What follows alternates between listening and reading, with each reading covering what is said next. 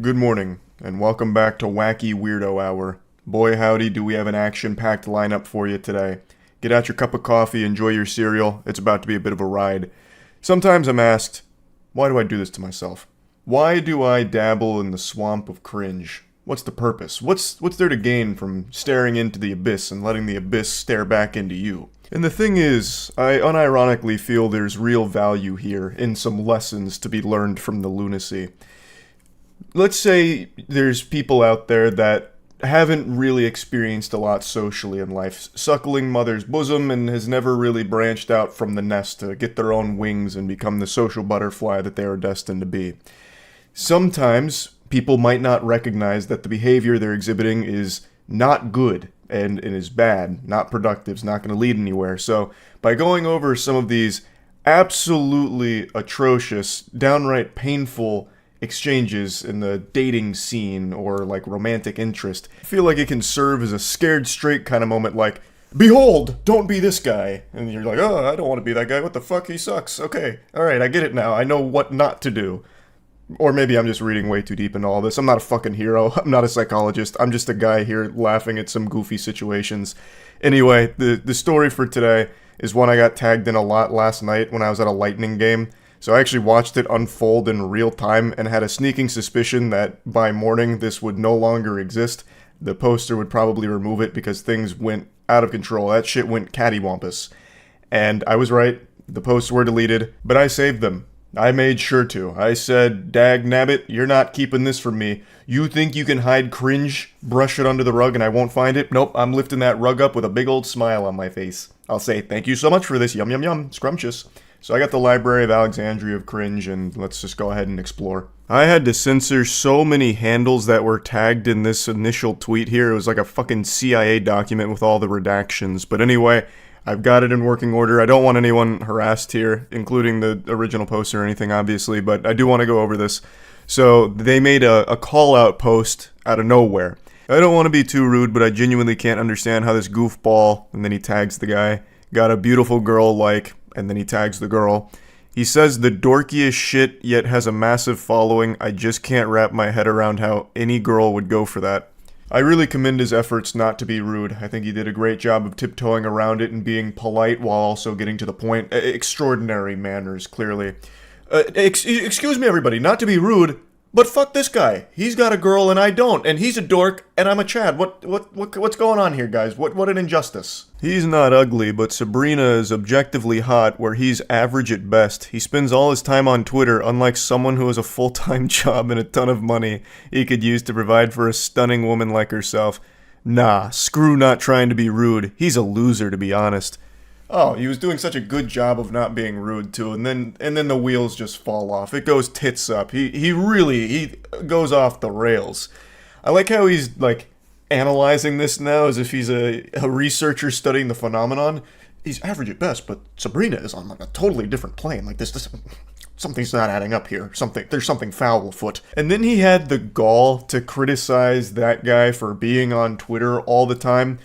Meanwhile, Goober is on Twitter all the time making whiny posts like this, just having a temper tantrum, tears in the eyes, shaking his fist. Why is she not with me? I want her. He doesn't deserve it. I deserve it. And then here comes the stone cold stunner right on his soul. So the girl that he was talking about and loosely tagging in his tantrum catches wind of it and drops the DMs that he continues to send her. She goes, I know your ass ain't tweeting this like you ain't been in my DMs constantly begging me for a chance like a desperate loser and refusing to take no for an answer like a disgusting creep. And here's the receipts, Twitter. Thank you for the receipts. God bless. I'll speak on behalf of all of Twitter when I say it's much appreciated. So it begins with, would you ever want to meet up someday? I'd love to see a movie or take you to dinner. Whatever you'd like. To which she responds, I'm flattered, but for one I have a boyfriend and I don't think you even live near me. Oh, I like to travel, so it's not a problem, lol. And you're not married, right? There shouldn't be anything wrong with hanging out. No, but I don't feel like your intentions are platonic, so... She was right. She really sniffed that one out pretty quickly. You don't need to be, part of the Scooby-Doo mystery gang in order to crack this code here. She immediately deduced that this wasn't necessarily a friendship offer. This was him shooting his shot. But I love how he just immediately goes like, well, you're not married, so I mean, like, what's the harm? I don't see a ring on your finger. And he continues, no, I'm absolutely being platonic. My intention is just that I want a chance to prove that maybe I could a candidate as well. Like maybe you'd have more fun with me. Just to weigh your options, you know? About to have me talking like a Sims character with that kind of cringe. Like, what do you mean? Weigh her options. Brother, you came out of nowhere in Twitter DMs. Why the fuck would she want to weigh options with you? Like, she's already in a relationship which she makes clear off rip and you still keep pressing. But you know what? Let's go even deeper here. We'll get into real fanfic levels of garbage and delusion. Let's assume she's in an open relationship and would actually, like, want other options, I suppose, in a partner. It's not gonna be you through Twitter DMs. That's just dangerous. No one's going to take you up on shit like this, especially not when you're coming out fucking guns blazing, fucking firing from the hip out of nowhere. And there's no possibility of that anyway in reality, because she actually shuts that down directly too. No, you're not, because you're still pushing something further even after knowing that I'm in a committed relationship with Blake, so there's no options. Learn how to take no for an answer. A lesson he absolutely refuses to learn. So he continues. I'm just confident in my abilities as a partner on all levels. I'm certain I can give you everything you desire, and perhaps better than he can. I apologize for persisting. You're just breathtaking, and I want you. I'm willing to fight for you at this point. To which she responds, there's no fighting for me, you don't know me, and you couldn't give me anything that her current partner doesn't. She lays into him. She lays down the brass tacks here. And basically he says, that's a lot of words. Too bad I'm not reading them, because he refuses to accept anything she is saying and only continues to exist in this dimension in his brain that is disconnected from the reality here. But I will say, he has piqued my curiosity. I have to know what abilities he's so confident in here. Like, balloon animals? Like, he learned a magic trick from Chris Angel? Like, what abilities are we talking about? Because it's certainly not like romantic abilities whatsoever. He's fucking cold calling like a telemarketer here through Twitter DMs. So he responds again saying, I had to give my 100%. If we're being truthful here, I don't think he deserves you. I see what he tweets and he's dorky as hell. You're hot and one of the kindest people I've ever seen on this app. What do you mean? Like, so I'm guessing he just like stalks her feed or something. He's like, he's making up this fantasy in his head where it's like, this is an angel and I should be with her, clearly. This guy's too dorky, too much of a dweeb, doesn't deserve that. It's so creepy. I have a good job and I'd be willing to let you crash with me at my place for as long as you'd want if you'd be willing to give me a chance someday. That's so generous. I mean, wow. He'd be willing to let her crash at his place? Wow. And they say chivalry is dead, huh? I don't even know why he's making that offer. I don't think that's something anyone would want to do. I don't know why he's making it sound like he'd be willing to make a sacrifice by letting her live with him when he's fucking obsessed with her. It's oh my god, it's so fucking weird. I'd take care of you, but you everything you want? Oh, buy you everything you want and give you anything you'd need. I haven't found any ladies in my area that share my same interests or honestly that are as beautiful as you are. I guess you just brought out my competitive side, lol. You absolute weenie. It's not a competition. And if dating was a competition, you're gonna stay losing with an attitude like this. I don't know why he's treating it like a game of Counter-Strike where if he just plays it properly, he'll go ahead and squeak out the W. She's already in a relationship. No matter what you do here through fucking Twitter DMs, it's not going to change that and she's not going to want to go with you. No matter how much you lecture her about why her current partner doesn't deserve her, which is an outrageously weird thing to do. You don't even know them to begin with. You are just someone that is stalking their fucking Twitter feeds, I guess. Like, this whole thing is super creepy. And he just doesn't see it. So she posts these DMs, and obviously a lot of people started dunking on him for it. And instead of trying to learn from it and understand why this isn't a good thing, he takes it as another opportunity to proclaim his love for this stranger. He says, "You have to be lying. Why is everyone acting like I'm crazy? Sabrina is drop-dead, sexy. Block A or Blake, whatever the fuck, is not. He's painfully average and mediocre at best. As I said before, he ain't ugly, but compared to her, he might as well be. Sabrina's figure is what I'd call perfection. I don't want to be disrespectful, but I'm trying to make a simple point. Her hair is majestic, her face is gorgeous, and her body is literally to die for. Not to mention she's strong and takes what she wants. I admire that. And she doesn't want you, so admire that and come to terms with it. She will never want you. No matter how many times you make Twitter posts about her, obsessing over her. It's scary. It's unhinged. Stop it. Like, I don't know how else to like put it in plain terms.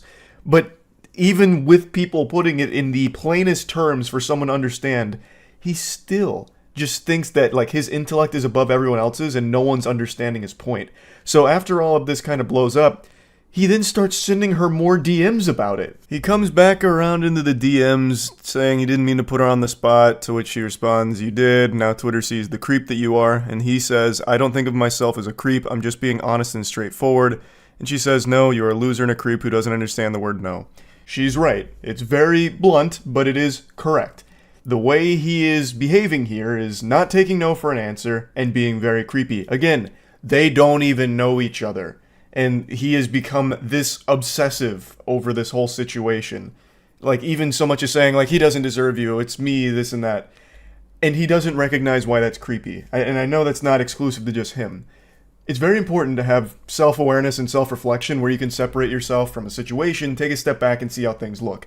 He needs to be able to have that ability. That's an ability he should be confident in, so he can recognize that the way he has conducted himself here is creepy. You are a creep in this exchange, and you need to grow from it to not be like this going forward. And he just keeps going. "I thought you'd appreciate my persistence. I thought wrong. You turned the app against me. I didn't get any engagement before that tweet. People really lined up to defend that dude. I didn't think he was that liked, to be honest with you."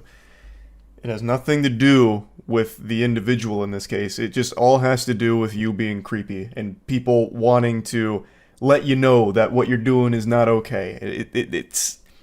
He's just not able to grasp the situation. And I also don't know why he would think this persistence would be appreciated. Again, you don't even know her. And being extremely persistent and annoying about shit is something nobody likes. Not even in a romantic partner, but in general, even as a friend. If you're just gonna keep like poking and pestering and like constantly prodding, no one's going to like that. She then explains to him again how what he's done is something nobody will appreciate, and he just ignores it and says, "Nobody on this app understands what my point even was that I was trying to make." What point? You're not making a point. You just keep saying how much you like her and find her boyfriend to be dorky and unworthy of her. What point are you talking about? There's not some like deeper underlying message that you're trying to get across that we're all too stupid to see. You're just being a weirdo for everyone to see publicly and throw tomatoes at. This is the last DM here that was shared. He says, "I treat women with the utmost respect, actually." That's the impression I got as well. Yeah, that's what I got when reading this too. To which he responds, "You don't when you can't accept the word no and objective women. Your loss, I guess." That's just a classic sign-off from like every single one of these meltdowns and bad romantic exchanges. Somehow it always ends with the guy saying, "Your loss. I'm actually like the best dude ever. I'm like the chillest, nicest guy ever, and you just blew it with me, so put that in your pipe and smoke it. You'll be thinking about that every night trying to go to sleep. What a big loss for you." I don't know why that's so common amongst all of this, but it is very interesting to see it every single time.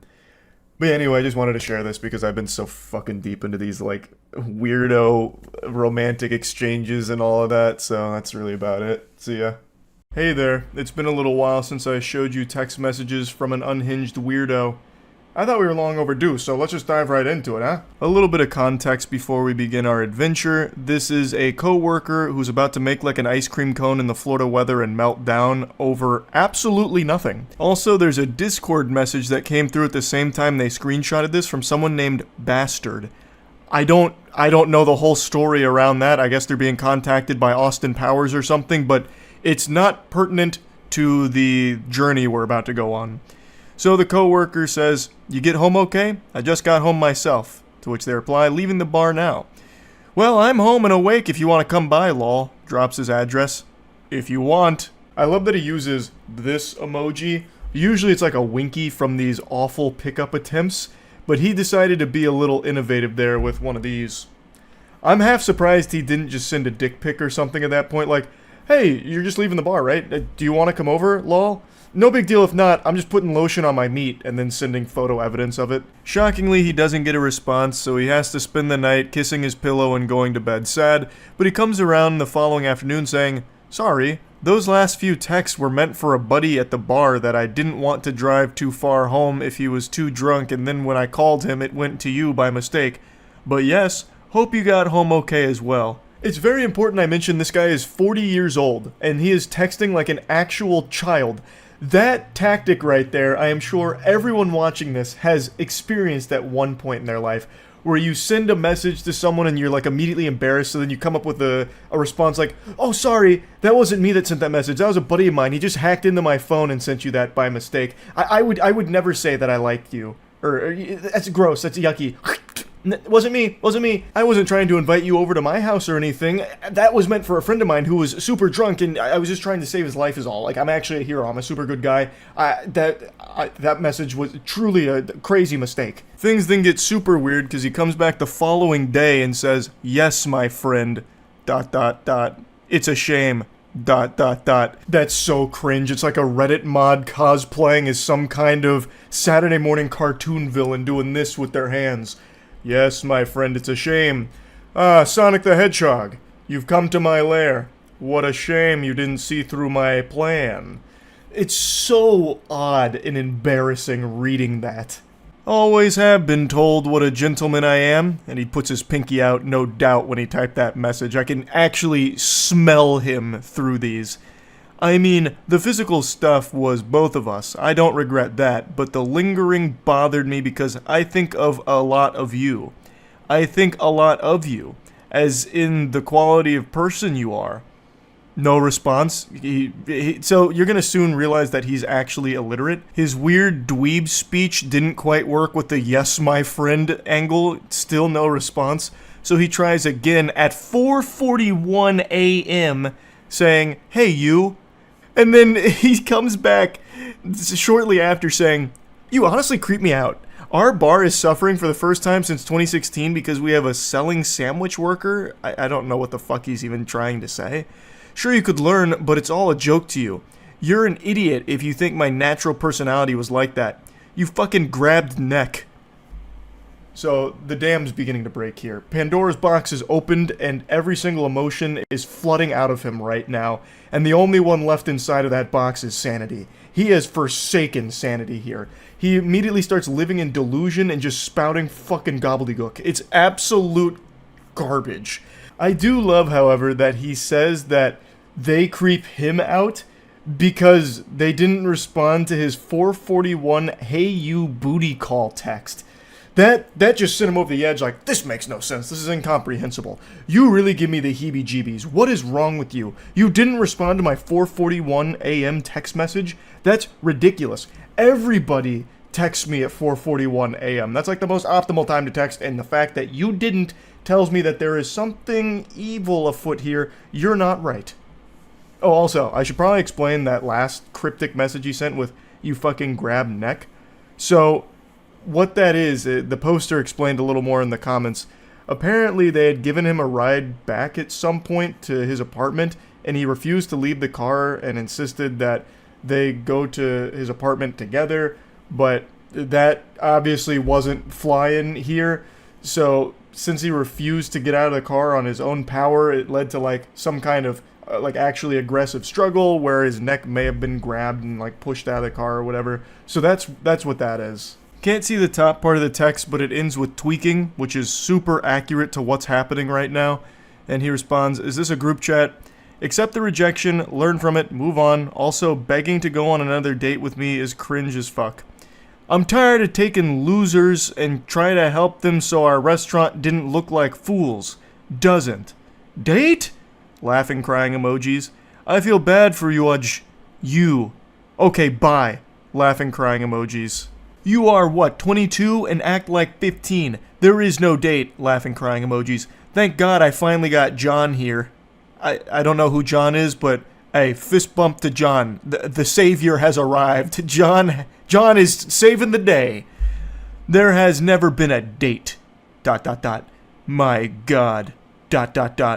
What kind of weird-ass life do you live? ... I said we have crackheads at work and maybe we can go outside, and maybe we can go out besides that... If you didn't see that on Saturday night with the convict you are still and idiot and not who I talked to you about thinking you are mature and different... You are just a basic Lucy fly we have to deal with. The fuck is a Lucy fly? A loose fly? Loose fly? I don't know what that... I'm no zoologist, and I don't feel like looking it up. Scratch that, I just went back on my word there. I did look it up. Nothing appeared on Google search. Even Google was like, are you fucking dumb? Hey, excuse me, Charles, did you mean to Google this nonsense mumbo-jumbo? Loose fly, are you stupid? So I don't even know what word he was trying to put there, because there is nothing that even remotely pops up to explain that. By the way, the tweaking is on purpose to mock these idiots. Crying laughing emoji. I'm still is the Marine Reserves. In. Trying to read his text messages is like trying to read Finnegan's Wake. This shit is incomprehensible. He is so angry, he actually can't type. He's just seeing red, and he's like actually trembling fucking tweaking as he's trying to send these messages. But according to him, the tweaking is all an act. He's only pretending to be a tweaker to make fun of the real tweakers. We couldn't possibly begin to understand his galaxy brain scheme. He's 5 levels ahead of the rest of us simpletons. Damn, imagine being 40 and still illiterate and pathetic. Take care. Illiterate? Let me out it this way. I'm assuming he meant let me put it this way, but he immediately blew it. So after following up illiterate allegations, he proves them true right away. You've accused me of being illiterate? Well, check this out. How illiterate is that for you? Question mark. Crying laughing emoji. You cannot be this dumb. I am mocking the way you talk. I would love to, like, get a peek inside of that noodle of his. What a very special brain. No, I'm not tweaking. I'm making fun of tweakers by pretending to be one. No, I'm not illiterate. I'm making fun of you. I'm making fun of the way you talk with my illiteracy. What don't you understand? You're so stupid, you can't even see that. Haha, I feel bad for you. Haha. I am 40. Served my country and stepfather well. Brother, I don't... What? You served your stepfather well. Where is that even coming from? Who asked? What ghost are you engaged with right now in this conversation? Like, what the fuck? I'm 40 years old and I served my stepfather so goddamn well. Why didn't he love me, huh? Why? You are a punk ass that thinks this is a joke. He know you have no bartending experience. I love the... Like, this has to be on purpose. He know you have no. Instead of just using N-O, it's K-N-O-W. No. This is so interesting. It's like a game of Mad Libs. It's so weird. He takes a shot on losers and hopes they do well. We have had some that turned their life around and helped us. Then we have the new age shit like ... Fill in the blank. But it's obviously becoming you as well. That you have no bartending experience, correcting his grammatical mistake as any scholar would do. You want to put some of the group chat? Put this. You want to put some on the group chat? Put this. Why? Be careful what you ask for. Why? So, like, he's self-aware enough in this rage to recognize how stupid he looks and knowing that this is going to be shared with other coworkers, I suppose, and just continues to keep digging a hole. Because personally, I call out every loser or anyone that makes us suck. I don't know if he meant to say sick, or if he's like, you're the reason this restaurant sucks. We suck 'cause of you, not me. I work hard, damn it. They reply saying, everyone knows I'm bartending for fun, and I have no prior experience. Seems like you're the only one with a problem with this. Everyone? Yeah. Are bartending for fun? You are bartending for fun? Fuck you. Stay away. This restaurant isn't for fun. It's a business, and we take pride in it. This is like actual We Are Walmart energy here. There's nothing wrong with taking pride in your job. I actually think that's an incredibly admirable thing. But to this level, where it's like almost delusional that this restaurant has become a part of your identity, when it's not a restaurant you own, this is just this is just a coworker. This is just someone that works there, I'm pretty sure. So it's not like it's his restaurant that's being insulted or anything, and this guy is about to go to fucking war for it. Who the fuck is everyone anyway? I train. Then God forbid the last couple months we had these losers train bar, and there is Joe. Who's Joe? Where's Joe? Joe Mama? What, like Joe Blow? Like what is this? We've got John coming out of nowhere, which is like this guy's saint. Now we got Joe, and the way he's talking about it, I guess Joe's not a good guy. That's one of the villains we should be rooting against. I don't know. None of this is for fun. It's family. It's work. It's blood, sweat, and tears, and you just proved my point of why I don't like certain people that mock our restaurant. Are you done harassing me? I feel like as he was typing that last sentence there, you just proved my point of why I don't like people who mock our restaurant. He was charging up one of these. Why I oughta. Getting ready to get the knuckle sandwich deployed. No, the drug videos are enough. Good night. That came out of nowhere. I don't know what drug videos he's referring to. The poster also doesn't know, apparently. Thanks for repping blank. And bring your trash to us. That's why he hired you, not because you worked for fun. We thought you had pride. Once again, please stop bringing your trash. The amount of times that he corrects himself, it's like a fucking English professor in a middle school. Like, just coming through with grammatical corrections throughout the paper with the red pen. And please, please, put our work group chat that you... And please put our work group chat that you bartending is just for fun. ... Just like the video of you doing drugs will go to the VP of USAA. Actually, I don't like you. Just as a military Marine vet will do it on my own. I will do it on my own. That doesn't clear up the confusion with the statement. So, let's assume he's telling the truth here. Like he has videos of this coworker doing drugs. What are you gonna do with that? Like, he's trying to be like a hall monitor here, but like, what... Are you going to report it to the police? Because, like, I don't think they're going to act on it. Like, my coworker smoked weed, here's proof. But he doesn't even say that. He's like, I'm going to the VP of USAA. So you're going to take videos of this coworker doing drugs to the VP of a bank?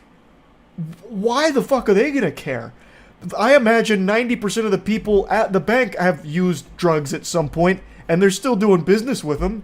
Like, it's not like they're going to get outraged, like, oh, good golly. One of our clients does drugs? Cancel their accounts quickly. Freeze their assets. Thank you for bringing this to our attention. This is invaluable.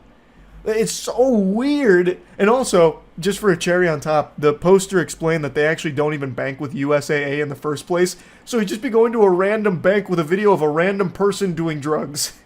At that point, you could just pull up a video from Reddit of someone doing drugs. The final message sent to this maniac was a no bitches meme saying, I don't know what drug videos you're talking about, lol. And they did post another picture as well where apparently this coworker was fired. So that sounds about par for the course. This was a loose cannon. This guy seemed very unwell. I had to share these because this gave me quite a giggle reading through these. Also, a nice little reading challenge to try and parse what he was even saying half the time in his messages. That's really about it. See ya. I know many of you read the title and assume that this is clickbait or exaggeratory, but it's not. You may not believe me yet. Wait until I show you the evidence, the proof. This is the most unhinged individual we've looked at yet. He's equal parts frightening and fascinating, tiptoeing on the fine line between intrigue and how are they not locked in Arkham Asylum. It's a mystery here. He's like the product of a science experiment gone wrong, like if Professor Utonium added chemical cringe to the concoction instead of chemical X and then created this weirdo. Since I've been down this rabbit hole, this bender of consuming awful romantic texts and bad dating stories and bad dating videos and all of that, this guy is now at the top of the tier list for the weirdest. Like all great fairy tales, it begins over Facebook memes. So he says, "Did you block me on Facebook?" To which she responds, "Nah, my profile got deleted, maybe. I don't know. Lol. Long story." Then he goes, "You don't have to lie." I can just feel the sadness emanating from that line there. I can imagine him looking down and kicking his feet in some sand. And she goes, "I'm not. You can ask pretty much anyone. The profile is gone." To which he responds, "I'm not going to waste my time finding out you're lying to me. So now you're going to ignore me." This is, I'm assuming, a lot of time passing between those two texts. And by a lot of time, I mean probably like 5 minutes because this guy's fucking delusional. So he double texts her like, "Oh, so now you're ignoring me? Now that I've called you out on lying about this?" She responds by saying, "It's not like that, it's just I don't like being called a liar." He then claims, "I didn't call you a liar, I just wanted to know what was going on." And then she says, "I told you and you said I lied, dude." I don't even know why he's trying to pretend that he didn't call her a liar. He can literally look 2 text messages back and see that he point blank blatantly does call her a liar, basically. He's already off his gourd right now. He's fuming because this account that he follows posts memes that he likes, and now he doesn't get access to those memes, and he's throwing a temper tantrum. But really, at the end of the day, it's not so much the memes. He wanted to try and shoot his shot here with the individual who runs the account. He then tries a new angle by going for pity. He's like, "Oh, I'm sorry. Just been going through shit. That sucks about your Facebook." And then he's able to almost cobble together a normal human interaction here. She goes, "Shit happens, it's cool. Just been in my head and your memes brighten my day. I got weird because I didn't do anything wrong for you to block me like that. My memes actually got me banned." This reminds me of like the potion seller video on YouTube a while back. "You can't handle my strongest potions, traveler." But in this case, it's memes for Facebook. And he just goes, "For real? That's crazy. You post them all the time though. It must be something fucked up, haha. Well, if you made another Facebook, you better add me first. I'll be waiting, JK." To which she just tries to close it out by saying, "Lol, yeah." Next chapter in this cringe anime is him trying to pull out the Riz here, trying to showcase his game. "So what are you doing, dork? Haha, causing more trouble for Zuck?" He's going for like the playful insults kind of thing, like, "Oh, you dork, you fucking dweeb geek, what are you up to, huh?" And she just goes, "Nothing, just hanging out." "That's so cool!" I love that with the exclamation point. He's like, "Whoa, badass! I bet you're kicking ass in Animal Crossing, huh? Is it that fun? It looks too much for kids. It must be since you keep ghosting me. Do you play any real games?" To which she's baffled, saying, "How is that not a real game?" So again, a certain amount of time elapses between his first message with the "That's so cool" NPC dialogue, and then him going, "Oh, it must be so good you're ghosting me." So this guy's flipping emotions back and forth rapidly. His brain is all over the place. His fucking noodle is scrambled. And then he tries to like make an argument out of this, successfully making an argument out of this, by the way, by calling Animal Crossing not a real game. So he tries to get like this sort of elitism about him when it comes to gaming. So I'm assuming he came straight from Reddit and was just ready to get argumentative about like what a real game is, and Animal Crossing doesn't fit the criteria. "Yo, you serious?" Laughing emoji. "It's dumbass animals or some shit being your friends. No real gaming, you know that." Oh, it hurts me to even just read that. And then she goes, "Well, what's a real game then?" "You don't have to get an attitude, I'm just making fun, dork." "Oh, why are you getting offended? I'm just insulting what you're playing. Like, what are you getting all bent out of shape over?" "Oh, come on, calm down. What, are you on your period or something? Well, why don't you ask one of your dumbass animal friends to help you with it or something?" Like, dork. Oh, it's so painful reading this guy's text, and it only gets worse. It gets even more outrageous. But he's so aggressive with everything. It's like he treats a text conversation like it's an active war zone. Rocket League is a way better game than that, but I guess that's not cute enough for you. Yeah, not enough sunshine and rainbows for you girly girls. This is a real man's Battlefield. And speaking of Battlefield, game like Battlefield, Cyberpunk, Far Cry, shit, Madden, that's a sport. And men like me play sports. I could help you play them. What a generous offer from this guy. Wow, tell me you're a basic white guy without telling me you're a basic white guy. You got jokes. Double laughing crying emoji. All that is casual shit. Pick up a real game, get on my level. I really appreciate that now she's just making fun of him directly to his face. I have no doubt she was laughing while writing all this shit just to string him along and continue to watch him embarrass himself like the clown he is. What the fuck are you talking about? I'm playing around, dork. Every game I play is so much more hardcore than what you just said. Witcher, Shin Megami Tensei, fucking Fable even. And that was the straw that broke the camel's back. She started to insult his gaming choice, insinuating he's not playing real games and she's more hardcore. And he does not take kindly to that. Now he gets exceptionally whiny. Why are you being such a bitch? I'm literally trying to have a convo, that's it. And oh brother, it's the worst conversation ever attempted. I feel like I should have blocked you even if I did have Facebook. You're insulting my game choices. Which is all he's been doing is just insulting what she plays. I don't know why he thinks it's just some like normal conversation. And he keeps calling her a dork like it's straight out of Ed, Edd n Eddy or something. I don't know what he was expecting. Because they're weak AF and you're being a cunt over nothing. Whatever. She really hasn't even been even close to mean. Not an iota of malice from her here. All she did was like defend her game choices and then joke about what he's playing being casual.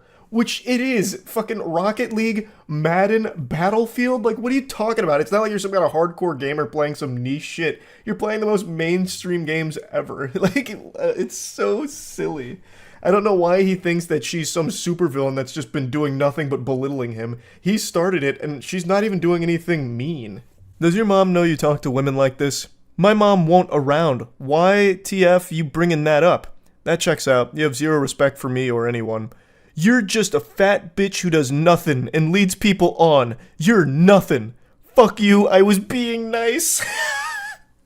If this is him being nice, I am so curious to see what him being mean looks like.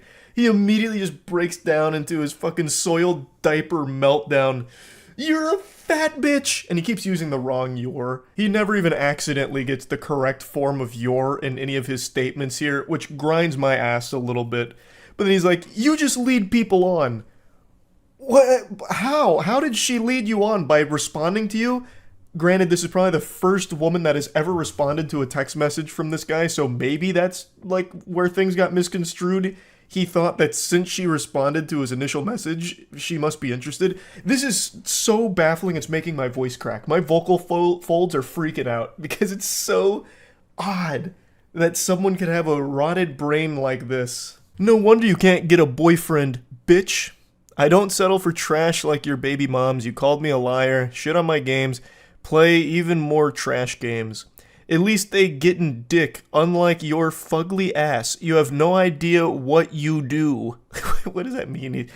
You have no idea what you do? I don't even understand what that statement's supposed to mean. Bet you have fucking herpes, you fat piece of shit.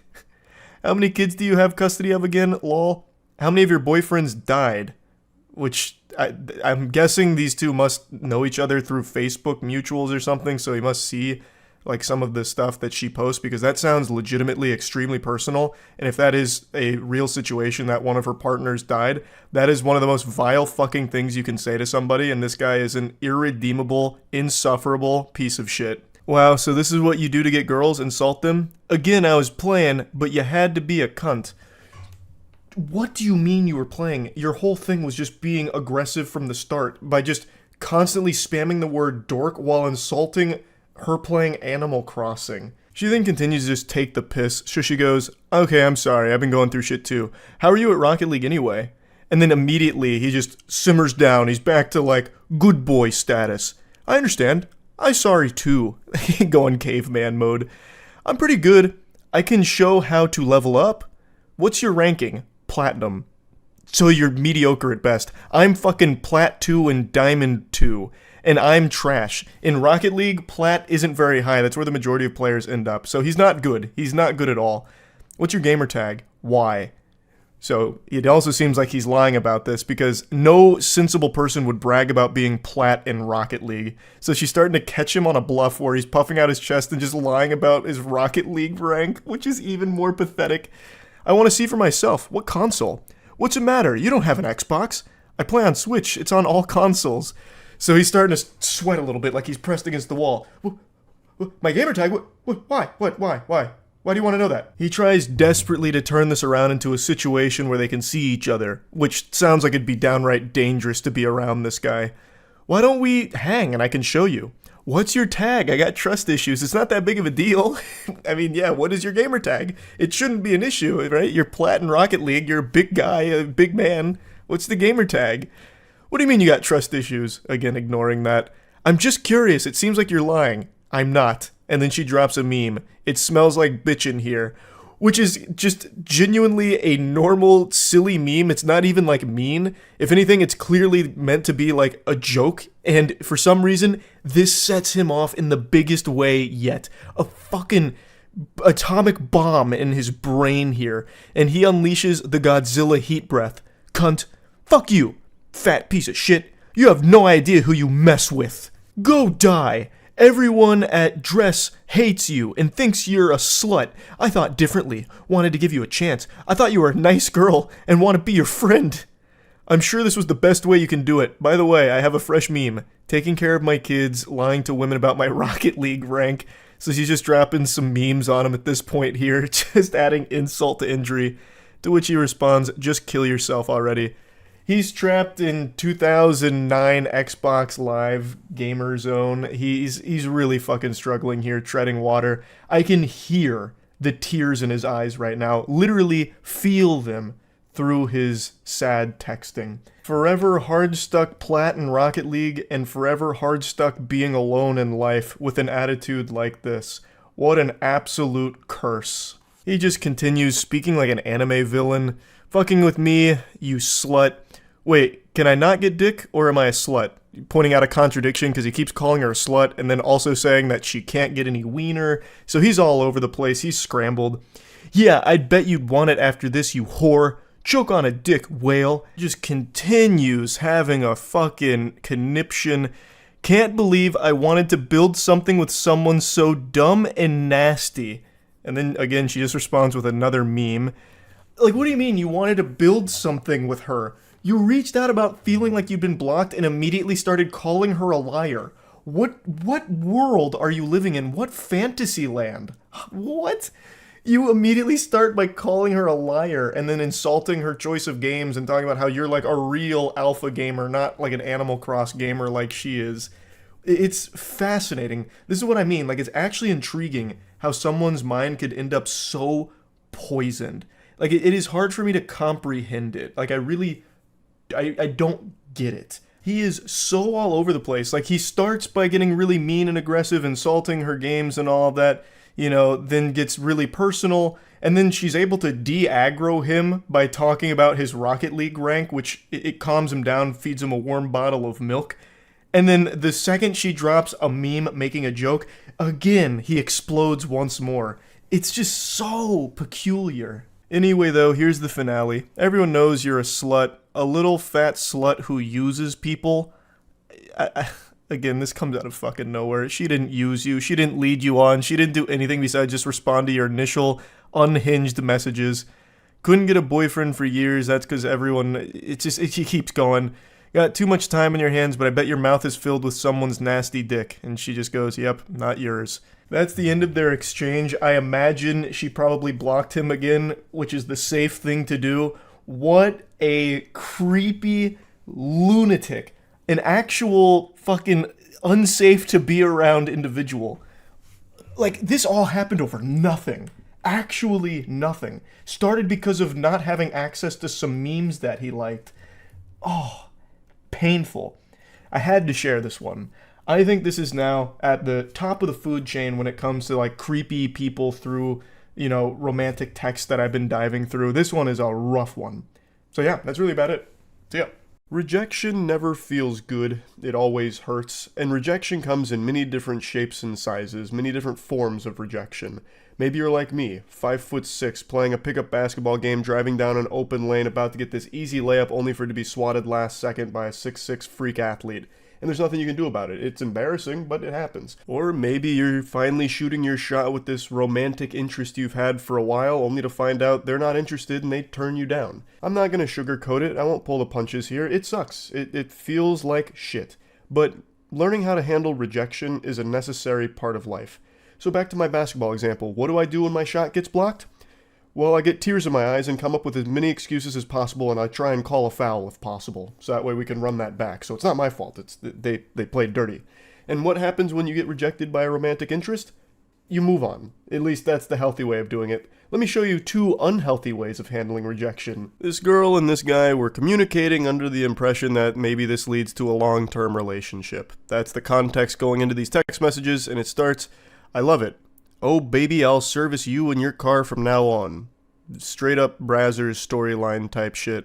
And she responds, ha ha ha ha ha ha ha ha ha ha ha ha ha ha. Let's go on a date before I get serviced. I'll be there Saturday, lol. I'm actually staying the night there too. And then there's a lot of like redacted information here, like a CIA document, so I don't exactly know what was being said in between these, but she says, where do you live? Oh, okay, got it. So far things seem to be going well enough. They're making plans. She says, do you have plans for when you're here? And he says, hopefully just you, but no plans other than that. Just needed a breather from my son. I'm going to book a hotel room tonight when my check hits. Which is starting to give off a bit of a weird vibe there. She says, oh, how old is your son? 13.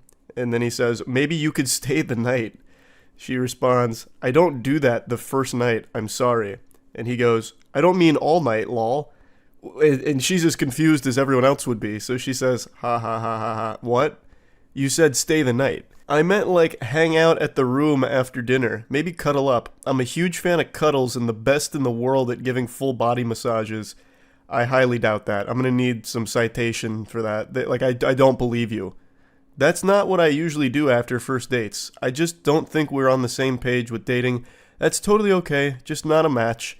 So she's taking this in stride, she's like, hey, is what it is. And then he keeps going. Exceptions could be made. What? Lol, what do you mean? I mean dinner, hang out, and eat between your legs like a Sunday lunch buffet after dinner. Lol. Clap them cheeks too. So she's very gently saying no to this guy.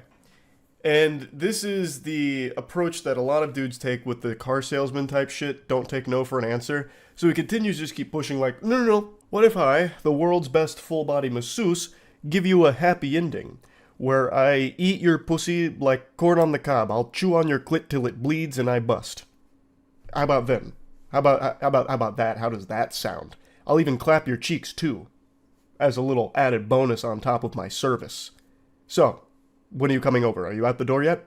Unsurprisingly, this last-ditch effort didn't work, she says, so you don't know how to listen, cool. Don't make exceptions for men who don't respect my boundaries. Fair enough. She said no, and he continued to be weird about it. It's a really fucked mentality to not accept a no and keep pushing. It's just creepy behavior that's never going to amount to anything positive ever. When someone declines something or tells you no to something, you should really accept that, respect that, and just move on. It's not like you're going to change their mind by being an annoying pest about it. Like, oh, wait, what? Rejection? Wait a minute. You're not thinking this through. What if I clapped your cheeks? You failed to think about that, didn't you? Yeah. So if I clapped your cheeks, now I assume you won't be rejecting me? What do you mean you're calling the police? This one's a masterclass on how to respond to rejection like an unhinged lunatic, so this one's getting extremely angry when getting told no. I don't know what the conversation is here. These two had met on like a dating app and they were talking. He says Mario, so perhaps the question was, who was Luigi trying to save in Luigi's Mansion? I don't know, maybe they were playing a trivia game. She says, okay. She doesn't seem super enthusiastic about that response, so maybe she's not a fan of the Super Mario Brothers. Who knows? But anyway, he says, how was the mall? Get anything good? She says, no, I didn't look. I was just returning something. And then she sends a picture of herself in an outfit. And he goes, oh, that looks really good. Gotta get you some lingerie. Admittedly, I don't exactly know what happened in between the last text we just saw with him flirting and then these. He goes nuclear here. He goes full fucking scorched earth out of nowhere. So I'm thinking that there's some text messages that were exchanged in between these two, so we're just missing an entire chapter of this anime arc that he goes on to reach the villain status. So she says, I don't want to drive to blank for blank, I don't have enough gas. And according to the context she provided, they had apparently had a date scheduled, but she had to cancel last minute because of something school related, and now she was texting him back just to talk today. And There must have been something in between him saying, we gotta get you some lingerie and this. I just don't know what it could be. Maybe he invited her, like, to another place, and she just said, no, I don't have gas for that. But anyway, he responds, oh, alright, that's cool then. Didn't know all that, lol. You said you had some school stuff the other day. Now is gas, lol. You dirty, fat, sloppy, broke piece of shit. You got no gas, but got gas to go to the mall window shopping, lol. Thanks for making my morning, lol. And she just responds, lol. He just desperately tried to spam as much hurtful shit as he could think of quickly, like in a League of Legends game when you get mad that your bottom lane's feeding or something. How else are you going to respond besides just laughing at this pathetic tantrum? So she hits him with a lol, which only sets him off even further, so he sends her picture back to her in order to keep insulting her. Yeah, this shit is funny, lol. Fat ass bitch, you pushing what, almost 190, 200? I almost find it fascinating how anytime one of these weirdos gets their feelings hurt, they always resort to just like, well, you're fat anyway. You're fat. Like, it always comes down to that.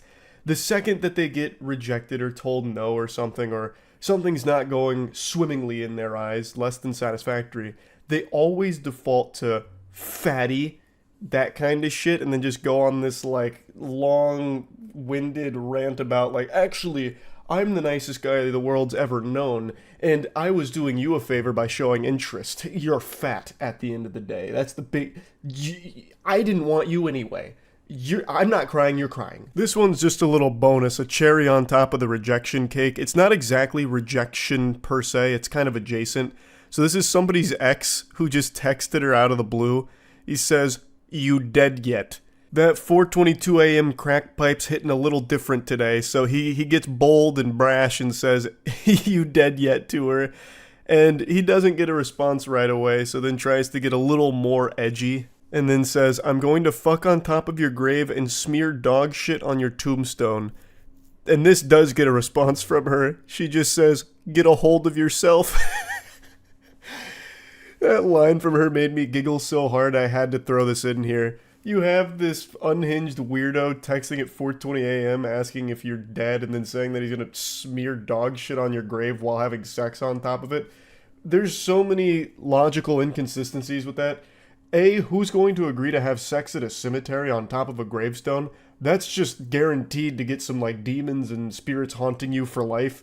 And B, why would you bring dog shit with you to have sex? Even if you found a willing participant here, I feel like if you brought a bag of dog poop with you, that's immediately going to ruin the mood and you probably won't be having sex. Like, this just doesn't make any sense. This guy's spitting a bunch of nonsense here, a bunch of mumbo-jumbo.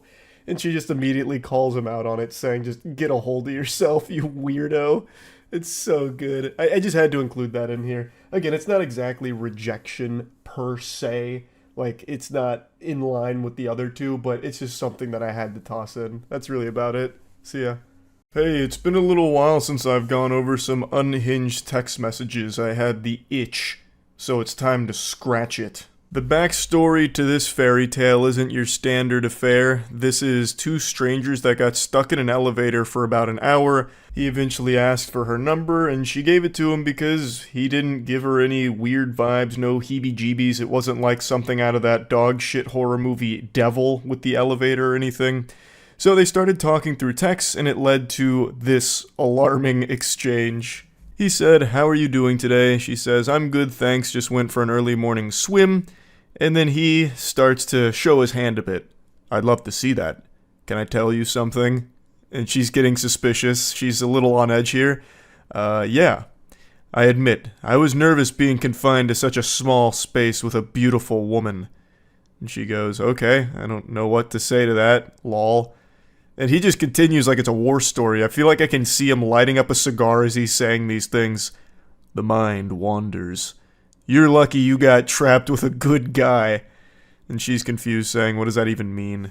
He was apparently super normal in the elevator, but now over text he's talking like he was Bruce Banner holding back the Hulk in that situation. Saying shit like the mind starts to wander with ellipses there just makes it sound like he was, stranded on an island, ran out of food, and was contemplating cannibalizing the other survivors there to keep himself alive. And he's like writing down the sailor's log. It's too much for me to bear right now. My mind, it starts to wander. I'm losing myself on this island. I'm going to slit the throat of the former captain and feed on his insides. Lord help us all. He continues, don't worry, I don't intend on harming you in any way. Which is a very reassuring thing to hear out of the blue. Listen, ma'am, I'm not approaching you with violent intent. I want to make that clear right now. I know you may have had it in your head that I was going to kill you. I want to put your mind at ease. I was never even contemplating murder, or rape, for that matter. I was simply explaining that any warm-blooded male would be tested in that situation. Dude's trying to explain this like he's John Madden here. Appreciate the breakdown though, Reddit mod. Any warm-blooded male would be tested in that situation. What do you think would have happened? Like, the elevator malfunctions, you're stuck in there for a little bit, and what, he's just gonna turn into some kind of feral beast that's gonna be tearing her limb from limb like a wild animal? Just the instant the elevator stops moving, just something goes awry in the male brain, and they turn into the Tasmanian devil, making, like, Jujutsu Kaisen cursed spirit sounds as they charge at the woman that's stuck in there with them.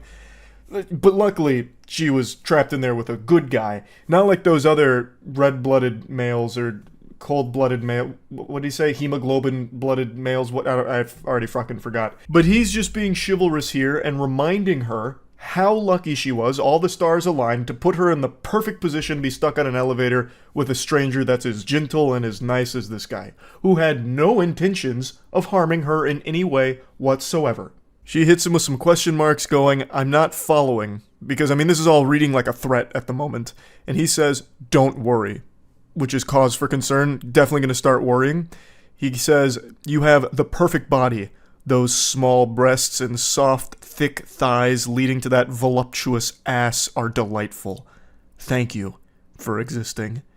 Thank you for your service of pleasing my eyes in that elevator, madame. I tip my fedora to you on this good day.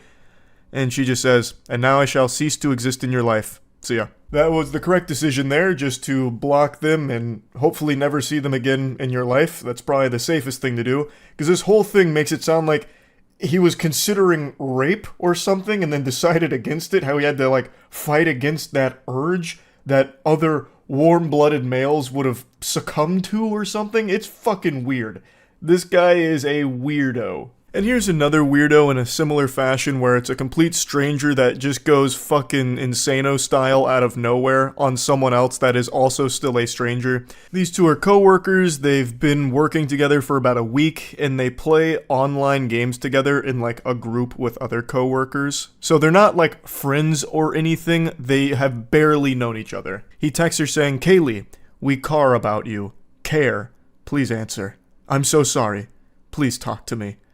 Now, I want to be clear, this is one person saying this, so I don't know why he's saying, we care about you. This is like some Schmeagle shit with my precious. You know, we got Gollum coming in right now. And she says, it's okay, I'm not mad. And he goes, please just talk to me. I cared about you. Still do.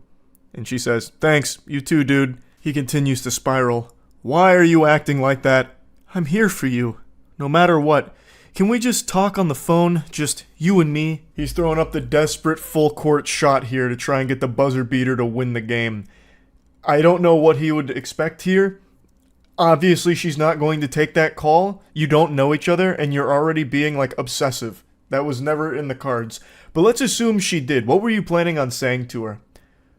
Yes, milady, thank you so much for accepting my call. I love you. When can we fuck? Honestly, you're creeping me out. I've known you for 1 day at most. Stop. If that's how you see it, then fine. I really cared. I mean, that's how the world sees it. Like that's how time works. Like, you haven't known each other for long at all. It's like there's only one way of seeing it, and it's that you guys don't know each other at all. You're acting like we're best friends, and I've only known you for what, a week? This is extremely weird behavior that I won't deal with. It's okay. I'll find someone redacted. At least she's nice to me. Which is another one of their co-workers that he's now mentioning. Also, the poster here said that she mentioned to that co-worker that he name-dropped there about his weird behavior just to keep her in the loop, because this guy seems fucking unwell. And she replies, nah, what are you talking about? I was never interested in you. Okay, fair. She was way better. Nice, at least. I was so nice to you, and was even open to us. which I don't really know what that means. Like, what does he like trauma dump on her while they're playing games together in ARAM? Like, I don't know. What does that mean? Open to us? Or like maybe he was open to being us, like a unit, a relationship perhaps? Man, that's generous. He was even open to dating her. Wow, he really was such a fucking gentle sir. I can least admit that I cared at one point. I don't want to fucking fight. Neither does she. She doesn't want to talk to you, like in general. He's just making it sound like they're already in a relationship going through a problem, even though they are complete strangers to one another. I'm telling you to leave me alone, so leave me alone. And he just keeps saying, I cared about you, dude, like seriously. Everyone can tell you cared. You are obsessed. You are legitimately enamored with a complete stranger and being creepy about it. Everyone knows that's not something that's a good thing to be saying so much here. I will go to blank and report you. I don't fucking know you. I cared. It's weird pretending to be strangers, but honestly, fuck you. They can fire me. I have a better job for $26 an hour. That's how all of these go. You know what? I don't care. I never liked you anyway. You were gross and yucky anyway. You were poopy. You stink. Big stink. I don't like you anyway. You were lucky I was ever even talking to you. They can fire me. I have a better job anyway at $26 an hour in fucking Narnia. My other job's so much better. Let them fire me. Tell them. Get me in trouble. I actually want it, so I can go to my other job full time and leave you behind. I'm happier there anyway. I cared. My only crime was I cared. I love how he says it's weird pretending to be strangers when they are strangers. She's not pretending. Like, that's just the reality of the situation. Not like the delusional thing that he's married himself to in his mind. They are strangers. But yeah, anyway, just wanted to talk about these because they had me giggling a little bit today. That's really about it. So yeah.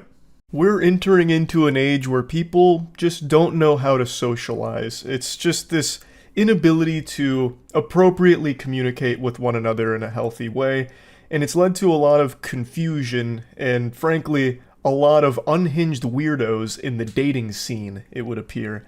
I have become way too invested in reading these horror stories from people that were romantically interested in one another or even went on dates, and then all of a sudden things go tits up over nothing because people are just disconnected from reality and perpetually on edge, it would seem. Like, I am so deep into this rabbit hole. I understand how pathetic that is on my part, but I can't help it. It's just so fascinating. Like, it seems like you'd have better luck finding your soulmate in one of my streams, like by just communicating with someone in the chat. Like, you probably would meet a more compatible match in solo queue League of Legends than you would on a dating app right now. The people in fucking solo queue League are more mentally stable, less hostile, and less weird than the people I'm seeing that are meeting on like Tinder and Bumble and all that. Today, this post kind of popped off on Reddit. I fully recognize a lot of these can be a bunch of, horseradish, but I like to suspend disbelief anyway. Plus, it's a weird thing to fake because you don't get anything out of it besides Reddit karma, I suppose, which is the most useless currency since Monopoly money. So anyway, the story is this girl's friend was going on a date with a gentleman that she had met online who seemed really cool. They agreed to meet at this restaurant, and that's where the story begins. So she says, I'm on my way, to which our gentle sir tips his fedora and says, K, which already feels a little hostile to me. This is their first date. I feel like you can't just be dropping a K like that. It just seems a little aggressive, but maybe I'm reading into it too deep since I already know how the story plays out. She says, are you there yet? No, I'm going to be a little bit late. No worries, I'm here. I'll be in the far right corner. He finally arrives. Our protagonist makes it to the scene. He kicks open the doors. He says, I'm here. I don't see you. To which she describes her location. I'm next to the big plant in the back to the right when you first walk in.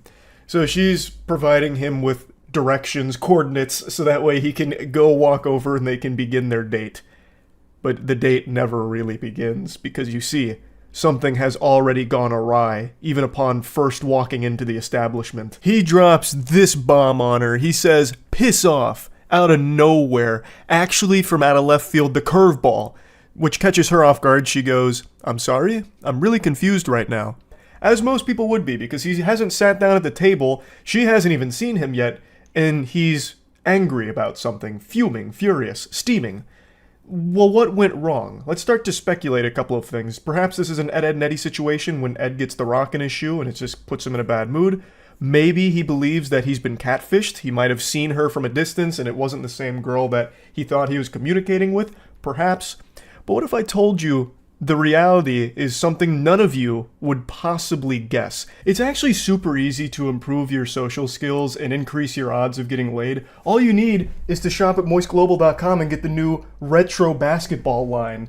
It's that simple. An incredible assortment of beautiful items available right now at moistglobal.com. Go ahead and get yourself something. Who doesn't love retro basketball gear? We tried to stay as true to all the material and all the designs of the classic basketball stuff that we all grew up with, so hopefully you enjoy it. moistglobal.com, the link's in the description. His rampage continues and he explains himself. I'm not gonna waste my time on some unfaithful whore. Couldn't even wait until after the first date to flirt with someone else.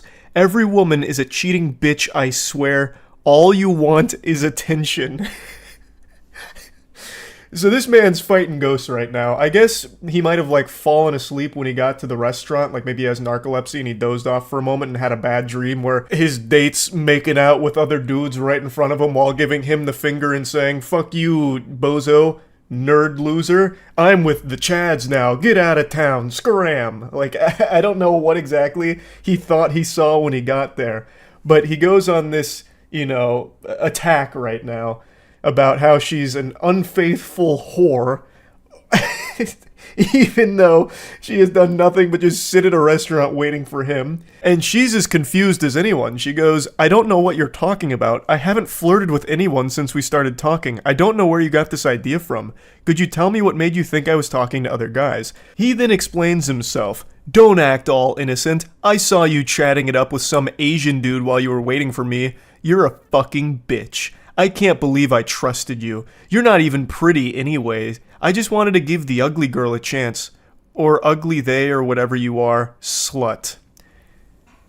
So he's going fucking freaky mode right now. This guy is off his gourd at the moment. Also goes with the classic, "You're not even hot anyway. I was doing you a favor by letting you be seen with me, the nice guy, the Giga Chad Alpha. Fuck!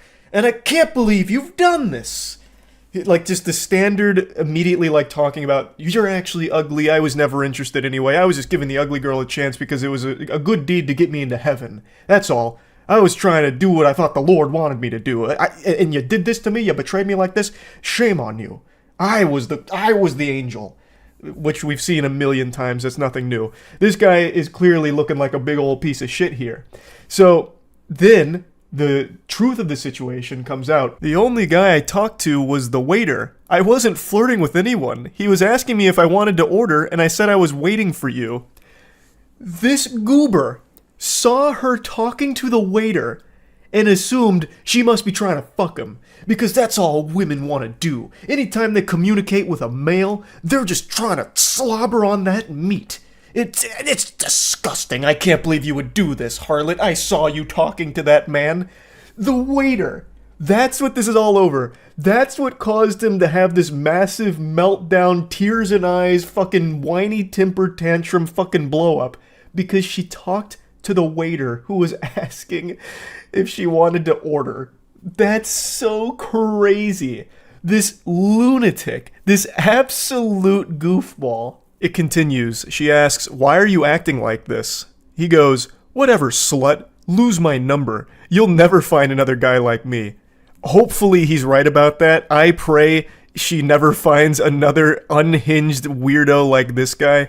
That would be for the best. Hopefully nobody ever finds this guy or anyone like him. That is just a curse I wouldn't wish upon my worst enemy. Ruined your chance with the best dick you had ever had. I bet that Asian guy is small. God, this guy is an insufferable piece of shit. Good lord. What a vile person to say shit like this. Have fun never feeling real pleasure. Don't message me again. He'll leave your fat ass and you'll come running back to me. So he's diving deep into delusion now. The waiter of this restaurant just saved this lady a long time of agony. Because let's imagine these two actually did go on a successful date. Prior to this, apparently this guy and this girl had hit it off in a big way online. This was their first date. Let's assume that this date happened without any hiccups. She would have never seen this side of him until it was probably too late when they were already in a relationship, and it would have led to a lot worse of a situation for her. So the fact that this happened on day one, well, even before day one, this is like day zero because he never even sat down at the table for the date. The fact that it happened then is for the best. It saved her a long time worth of trouble. So the waiter in this story, actually a hero. Hats off to that guy. What's that expression? It's from Futurama. When you do something right, people won't be sure you've done anything at all. Like, that's exactly what happened here. Dude's just doing his job and ended up saving her so much trouble down the line. But yeah, anyway, so she talked to the waiter about her order. This guy blows a gasket, has this huge meltdown about it, shows his true colors, and then continues to just go on and on and on in these text messages with her. But girls like you like being used. All women just like bad guys, so they cheat when they meet a chill, nice guy. Whatever, I never liked your flat ass anyway. Don't leave me on red, you bitch. You just told her to lose your number, and now you're getting upset that she's not responding? Like, he's all over the place. He says that she has a fat ass and then says it's a flat ass. This guy's walking between worlds right now. He's caught in dimensions. His brain is completely scrambled, all because he saw his date talking to the fucking waiter. That is so crazy. That is crazy. And then still has the gall to say that he is a chill, nice guy. Chef's kiss. That is right on the nose. Everyone that self-identifies as a nice guy always turns out to be like this. Like 100% of the time. It's crazy that statistic is as high as it is. The correlation between nice guys and being complete weirdos and just downright dangerously unstable people. It just, I don't know, I can't believe that it continues to be proven true time and time again. But yeah, anyway, I just had to showcase this one because I was giggling about it for quite some time. Like I said, I am in so deep on these horror stories of romance in the dating world, I couldn't help but at least share one here. That's about it. So yeah. I hope you've been practicing your ha-ha-has, doing your laughing stretches, because we're about to have ourselves a real giggle fit here over this weirdo loser embarrassing himself in a big way. This post blew up on Twitter right now, so it seems like I'm not the only one with a naughty little guilty pleasure here who enjoys laughing at unhinged creeps. So the woman here has been talking to this fine, gentle sir from Bumble, and she asks him, I guess I'm just wondering what your expectations are from a partner. He goes, like, in terms of expectations from women? Or men, I don't know how you swing. And he goes, women, not men. He uses 2 periods here, so it feels like this was like very serious to him. He put his foot down on that one, so there would be no confusion. So then she says, lol, okay, then yeah, what are your expectations for your girlfriend, wife, whatever? Can I be honest about it? It might be seen as outdated or something, haha. To which he says, yeah, of course, this is a judgment-free zone. It's almost cute to imagine him typing that, like, can I be honest about it? And then she has to reassure him, like, yeah, of course, this is a safe space for a super special Sigma like you. And she's about to unleash the demon with that one. She doesn't know what deal with the devil she just made here. Now, while she might not be judging him, I certainly will be. I'm gonna be judging this motherfucker like Dredd. I'm gonna charge him with the capital offense of cringe here, because it's about to get brutal. So he spills his guts. Honestly, I'm looking for a traditionally feminine woman, someone who isn't going to mind being the child rearer and homemaker, someone who's going to take care of her appearance and herself and just all around is content to be a female in our relationship. I know that's pretty anti-feminist or whatever, but it's just how I feel. Lol. So he expresses his preference when it comes to a relationship and a partner, and all power to you. I believe this is something called tradwife, a term I just recently learned with this post going viral. So forgive me if I'm not 100% familiar with the nomenclature here or what it means, but based on what I've read, it refers to like a stay-at-home partner who will cook, clean, and take care of the children. Basically anything you used to see in old black and white television shows when it comes to the family dynamic is what tradwife refers to. It even stands for traditional wife, I think. So he's just expressing that that's what he's looking for here, and she responds very positively to it, saying, oh, slay, I don't think that's anti-feminist or outdated at all. To be honest, that's pretty similar to what I want too, lol. Kind of my dream if I'm being honest. And he goes, really? Well, Raggy, we've got ourselves a real match made in heaven. These two are sounding perfect for each other. What they want out of a relationship and a partner seems to align wonderfully. So what could possibly go wrong here, right? I mean, how do you fuck this up? This is like fate bringing the two perfect soulmates together from the sound of things. So she goes even further. She's excited. She goes, yeah, double exclamation point. She's fucking pumping her fist here. I'd love to be able to focus on making my house a home, working on myself, and just be taken care of without having to stress about expenses or money. And then here's where it starts to go tits up. What do you mean?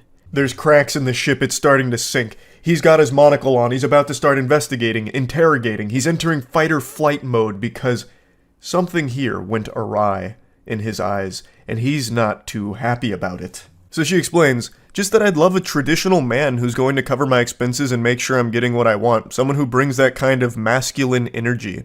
And he goes, so you're looking for a guy who isn't going to mind buying you whatever you want and basically will just bankroll your whole life? She's like, I don't know if I'd put it like that. I think you're starting to see where this is going. You're about to see the fork in the road and we're going down the path to Insano style. So you're a gold digger / user, basically. And she goes, we're like someone who will take care of our family financially so I can take care of him and his kids, etc. And she goes, no, LMAO, I promise, referring to not being a gold digger. How is that any different from you wanting your girlfriend / wife to take care of the home and their kids? Feels like a double standard for you to call me a gold digger. Now let's break this down here and follow the breadcrumbs of his logic. So he wants a stay-at-home wife that will take care of the kids, cook, clean, do laundry, wipe his ass, wipe his tears when he fails his bronze to silver promos in League of Legends for the 50th time in a row. But when she expresses that she'd want a traditional masculine husband that would be working and providing financially for both her and the household, he takes a big issue with that. He starts wiggling his finger. Well, actually, I shouldn't have to do those things. You're a gold digger for expecting that of me. And that doesn't make a whole lot of sense because as the initial tweet points out, he wants a traditional wife without him being a traditional husband.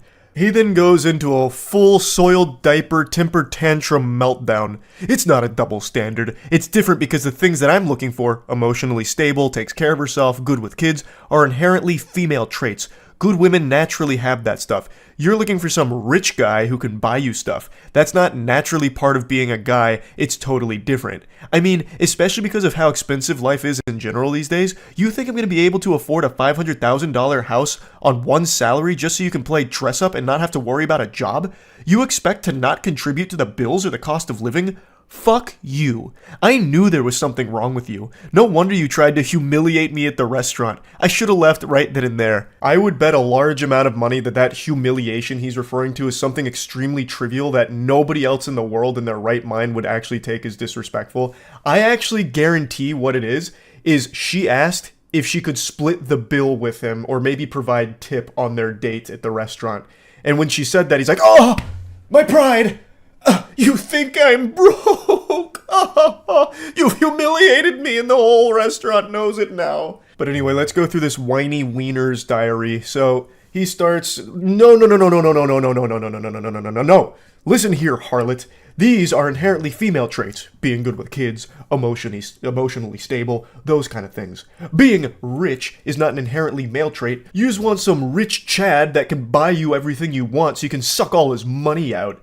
You expect me to buy you a $500,000 house on a one salary income and you don't have to worry about getting a job so you can just stay at home and play dress up? Which is a wild point to try and make because you are literally asking her to do that. You are telling her you want her to be a trad wife, a stay-at-home partner, and then you're just shitting on her for being a stay-at-home partner, just boiling it down to you're just at home playing dress up. So you're like belittling her for what you want her to do, blaming her for not contributing to bills or the cost of living or anything when you are literally talking about how you want an angel that'll just be a stay-at-home trad wife.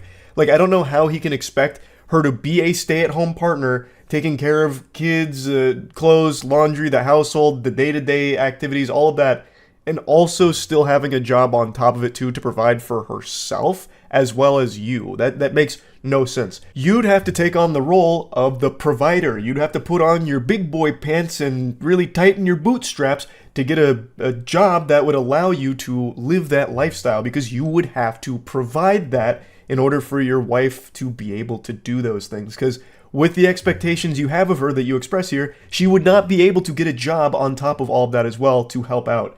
That's why the trad wife model also needs the trad husband on top of it that would be providing it. But he is right about one thing. It is nearly impossible to afford a house on a one salary income in today's climate. This is actually something we've talked about quite a bit on stream recently, but the cost of living right now is fucking tragic. It is unbelievably expensive. You'd have better luck winning a house from a game show like Deal or No Deal than being able to afford one with just a one salary income. Because the prices are ridiculous right now. It's fucking horrible. So he is right that it'd be unlikely that with just him working, he'd be able to buy a house for his family. But in that case, he would need to understand that his partner would also be working as well to help with that, thus wouldn't necessarily be able to provide all the trad wife things that he would expect of his partner. So she responds saying, "My guy, chill out, because he is having a conniption right now. I never said I was looking for a rich guy or a 500k house or anything like that, just that I want a guy who can take care of me, especially if I'm raising his kids. How can your dream woman be the homemaker and child rearer if she's also working full-time to pay the bills? I have absolutely no issue with gender roles or division of labor in a relationship, but you're not looking for a traditional woman. You're looking for a maid and nanny who can also help pay your bills." And she is right on the money with that one. Absolutely fucking cooked him with it. That is exactly what he's pretty much describing at this point. He's not really even looking for a trad wife. He's looking for a fucking sex robot, basically, that can double as a, basically, nanny. So, someone who's going to take care of the kids, take care of the entire household, but then he can still come home and stick his pathetic cock in, and then call it a night with a brewski and passing out on the couch. And this is when the wheels fully come off. Fuck you! Just say you were only interested in me for my money. Next time you match with some sucker, tell him that up front so he doesn't waste his time with you. And then she says, "I paid for last night, my dude." So that must be the humiliation he's referring to. She paid for the meal that they ate together, and he still is fuming about it. He's still just fucking steam coming out of his ears about it. And then she goes, "What do you mean interested in you for your money? Shut the fuck up. My comp sci degree is gonna do way more for me than your business one ever will, bitch. Now I know why you're getting a finance degree. Probably so you can scout out the rich guys and try and steal their money." And then she just goes, "If you're gonna curse me out and call me gold digger because I want a traditional man even though you want a traditional woman, something tells me you're not the type of guy I'm looking for. Lose my number, but I hope you have a good life." I really feel like behind his text messages, I can sniff the tears in his eyes. Like after he sent that final text message there, he threw his phone down and screaming and wailing into the bathroom where he locked himself in there for the next half an hour to calm down, splashing water on his face. These two, in the beginning, seemed to be perfectly in line with what they wanted out of a partner. This felt like a great match here. And yet, Goofball was able to snatch defeat from the jaws of victory here, driving her as far away as possible, frightening her, and revealing that he is a massive, unhinged lunatic and a big old creep. Like, what in the world? She even paid for their dinner last night, too, and then he still had the gall to be like, "You're only with me for my money." What? But the shamelessness still wasn't over yet. He came back later and then sent a message at 1:30 a.m. after all of this hoopla and just said, "Hey, you up right now?" Trying to booty call the girl that he just had this embarrassing temper tantrum in front of. Hey, sometimes you gotta just shoot your shot, I guess, even after you make an absolute fool of yourself. I don't know what fantasy land he's living in that would make him think that would work. I don't know what he was expecting. Maybe he thought the Men in Black went and neuralized her or something, so she totally forgot about these text messages. But that was never going to pan out well there at the end. I don't know why he thought he might get some action from it. But yeah, I saw this floating around today and I just had to talk about it a little bit. I am so glued to these fucking awful text messages and like these awful dates and romance stories, man. I am in so deep on it. Anyway, that's about it. See ya. Normally when I cover text messages, it's about really creepy guys doing unhinged things to women through texts or videos, whatever. Today is a little different. This is only like the second time I've covered a story like this, where a guy encountered a woman, and it was very different dynamic of things that happened. However, what I want to talk about here is actually the way that this guy handles the situation, because I actually think It's a masterclass in how to communicate effectively. I'll bring you up to speed on the lore that lead to these text messages. The original poster here on Reddit is a man who has been talking to a woman for a couple of hours, and then he receives these messages. Hi. I've been thinking about you all evening and can't get you out of my mind, handsome. I know it's a little early to say this, but I have such a special feeling about you. And he goes, oh wow, that's really nice of you to say. I appreciate that so much. She says, you're welcome. While you've been away, I even told my mom and my friends about you. It truly takes a rare kind of guy for me to be able to say those things so quickly about. I feel so lucky and honored that the stars aligned to have us match when we did. You feel too good to be true, and I want you to know that. And he's blushing here like an anime character. Oh gosh, wow. Gee willikers, goodness gracious. That's super nice. Thank you. Out of curiosity, what is it about me that stands out to you? So, again, they have only been talking for a couple hours in total, and she's already basically planning their wedding. She's telling all of her friends, her family about this guy, despite not knowing shit about him. Prior to this, they had only talked about their pets. At least that's what he said, mainly their pets. So this is a lot to take in here. She's basically creating this Hallmark movie out of nothing. Off rip. We only started talking a couple hours ago and only shared a few texts back and forth so far. So I'm honestly just curious what caught your attention about me, because that's very, very sweet of you. This may sound crazy, but call it a sixth sense if you will. I can read people like a book, and I already feel like you, I've known you forever. I don't know if you believe in past lives or not, but if stuff like that exists, I had a weird feeling about 30 minutes ago that we knew each other in a past life, and I have to get to the bottom of where and how. Damn, that's really crazy. It really is, though. Thank you for finding your way to me. And he just goes, haha, you're welcome. When asked what about him exactly drew her to feel so strongly about him so quickly, she says that it was a sixth sense. Basically, it's her superpower. She's one of the Avengers, and she has the ability to find her soulmate after only communicating with them for a couple of hours. She's like a vibe sorceress. She's able to pick up on vibes and figure out who's got the best vibes for her, and falls in love very quickly. Nothing here seems malicious, and in a vacuum, it's pretty sweet messages, but these are messages you'd expect from someone that you are actively dating or someone you have known for a long time and are progressing to that stage. This isn't something that you would immediately dump on someone's plate after only knowing them for a couple of hours. That's a lot of food to digest there. That's a lot to put in your pipe and smoke here. There's a lot happening way too quickly. I hope you don't think I'm crazy. I don't normally say stuff like this to guys, but there's something different here, almost like spiritual energy. I've been waiting for my soulmate for years and kept getting led astray by the wrong people, and now I think I know why. We have to meet ASAP. I'm so fucking excited to see what out energy in person is like. If it's this intense over text, I can't imagine how incredible IRL our dynamic will be. She's definitely seeing these text messages through a different lens here, because I'm not picking up on any type of electric energy. I'm not getting butterflies in my tummy just reading it. I'm not getting the tingles. This is two very different levels of intensity and excitement. She's out here full of jubilation, like she just won the lottery. Meanwhile, the guy's energy is the same excitement you get over finding an extra chicken nugget in your 8-piece box. Like, it's very different. But he still says, when are you free? I'd love to meet tomorrow, but I have therapy late afternoon and then work at night. So how about the day after? That would probably work. I can let you know for sure by tomorrow at some point. How about I take you to dinner? I would love that. I'm so looking forward to the first meeting in our beautiful story, handsome. Aw, lol. You're so sweet. I have to go to bed now for work tomorrow morning, but let's talk more tomorrow. Absolutely. Sweet dreams, sweetheart, and you'll be in my dreams. He says, sweet dreams. I hope you have a good night's rest. The next morning rolls around and it's a totally different ball game, sports fans. Good morning. How's your morning going? She says, good morning. Fine, and yours? He's the one with a lot of energy now. Great so far. You're hitting him with the Tony the Tiger. Great. Just had a meeting with my boss and got some pretty positive feedback, so I'm pretty happy about that. And she just one-words him. Gotcha. He immediately picks up on the tonal shift here and says, is everything okay, lol? Yeah. Why do you ask?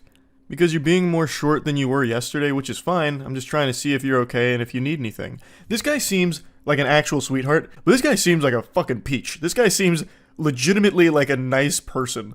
And she goes, I appreciate that. Well, to be honest, I was in my feels this morning when I woke up to no good morning text from you. That's an odd thing to expect from someone who is legitimately still a stranger to you, but even still, he apologizes, saying, "Oh, I'm sorry, I woke up later and had to rush to work. As soon as I got to work, I had the meeting with my boss and then immediately texted you after the meeting was over. I'm really sorry for the misunderstanding." Yeah, it's cool. I just thought you were perfect for me and then this happens. And he's as confused as every other person on the planet would be. He says, "I'm confused. Did I do something wrong? It's still pretty early in the morning. It's not like I went most or even half of the day without texting you." She then says, "Love is about prioritizing other person and you clearly prioritize your job and your boss over me." I'm going to let that ruminate for a moment. I'm going to let you go ahead and marinate in that text for a second. And now we'll proceed. He says, "You could have sent a good morning text to me too, you know." Let's just pause there. Love is about prioritizing other person and you clearly prioritize your job and your boss over me. Yes, as he should. You are a stranger. What do you expect him to do? March in there up to his boss, spit in his face and be like, "I quit. I'm going to go travel the world with this girl I talked to last night. We're going to go around the world in a hot air balloon, damn it. And you can't stop me anymore. I don't need this job. I'm out." What an extraordinarily selfish and downright evil thing to ask of a partner. Especially one that's not even your partner. This is, again, a mysterious stranger to you. They haven't even met yet. I hopped on Apex Legends on stream the other night and ended up queuing with a random squad mate in 3 consecutive games. I knew more about that motherfucker through him just on the open mic than these two know about each other. And it's not like I'd send him a good morning text, but like she's making this huge issue about not receiving a good morning text in a timely enough fashion for her expectations. He still sent a good morning text, mind you, when he didn't need to, since again, they're not dating and they really don't even know each other at all, but he still sent one. It just wasn't fast enough for her, and that right now is a massive problem to her. That is shocking. Why does it automatically have to be me going first? Plus, to be honest, we barely know one another. I don't think it's fair that there are already these expectations. Super reasonable from him. And he's right. If it really is a huge deal to her, she could have been the one to send the good morning text, and then he would have known and been able to respond when he could. She then says, "Dude, you are the man here. You're supposed to be winning my heart. That's your role. I don't want to chase someone. I deserve someone who will romance me and win me over. Waiting to text me until you get to the office shows your priorities are not what I thought they were." What the fuck? What are you talking about? He's already won your heart over by just existing, it seems like, since you... Oh, I'm farting. Yeah, that's how much I think of that statement. I rest my case. I'll let my asshole do the talking on that one. Not much more needs to be said there. He then responds, "I'm sorry, but this is crazy. We are practically strangers and you're already making demands. I do romance whoever I'm pursuing. I'm a very romantic guy. I did text you early this morning, but because it wasn't done exactly the way you think it should be, I'm a bad guy." She then goes on to explain that she doesn't think he's a bad guy, but just doesn't like that he doesn't feel the same way about her as she does to him. She then also explains that the therapist she sees is for her borderline personality disorder, and she explains how that relates to what they've been talking through. And that made a lot of sense when I read that with the way she was acting throughout these text messages. And that is a very real struggle that I always have a lot of sympathy for, and I'm always wishing the best for people going through BPD. It's great that she's trying to get help through therapy, and I'm wishing the absolute best for her with that. What I want to talk about here, though, is how he handles this whole situation. Even before knowing about her BPD, which obviously he didn't since they are completely strangers to each other, he was still being very respectful and communicating effectively. He wasn't being combative or aggressive.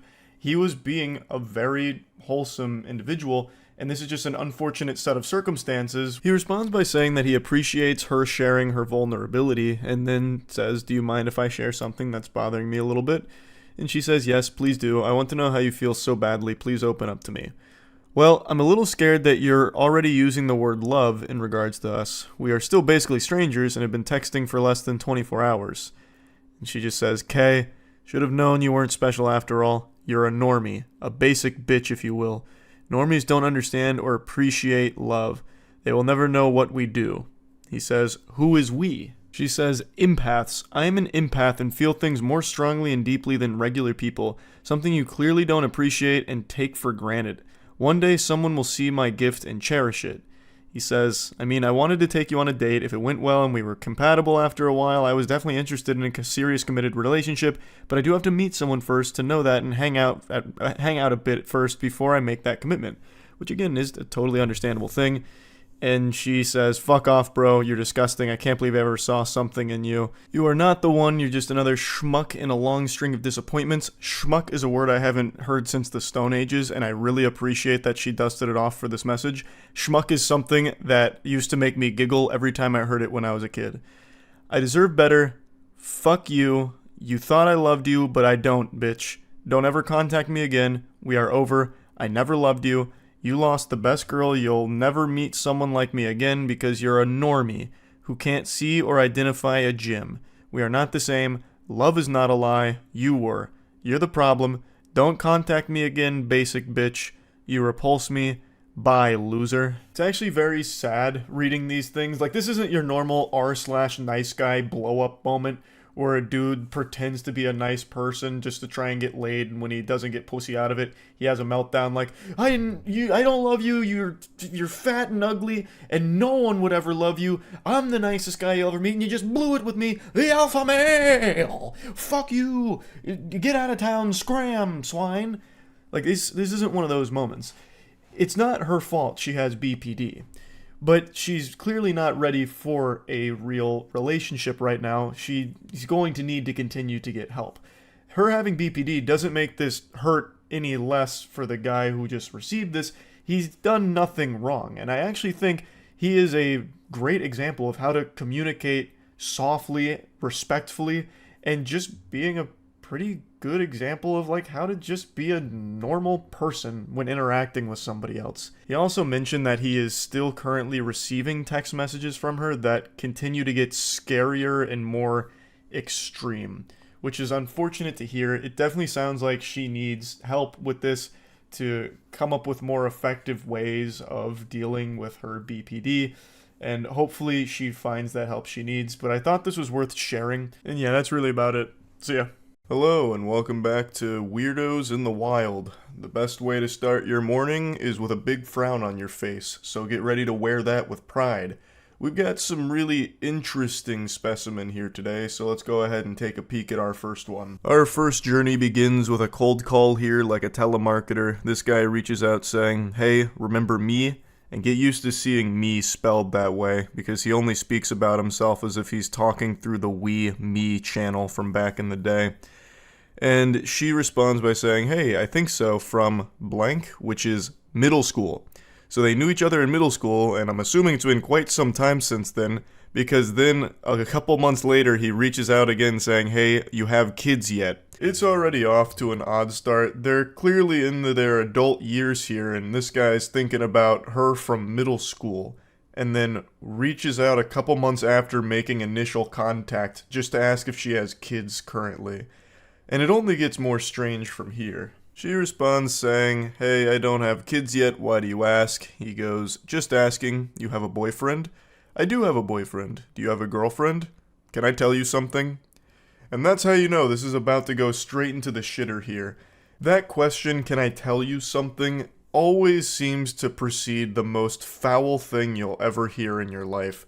I've read so many of these texts and watched so many bad romance videos recently that this is one of the more concerning questions you can be asked. Can I tell you something? Or some variation of it. I'll also just never understand the purpose of typing something like that. Just fucking spit it out. Say it with your whole chest here. What's the point in acting like some kind of shy anime girl? Oh, can I tell you something?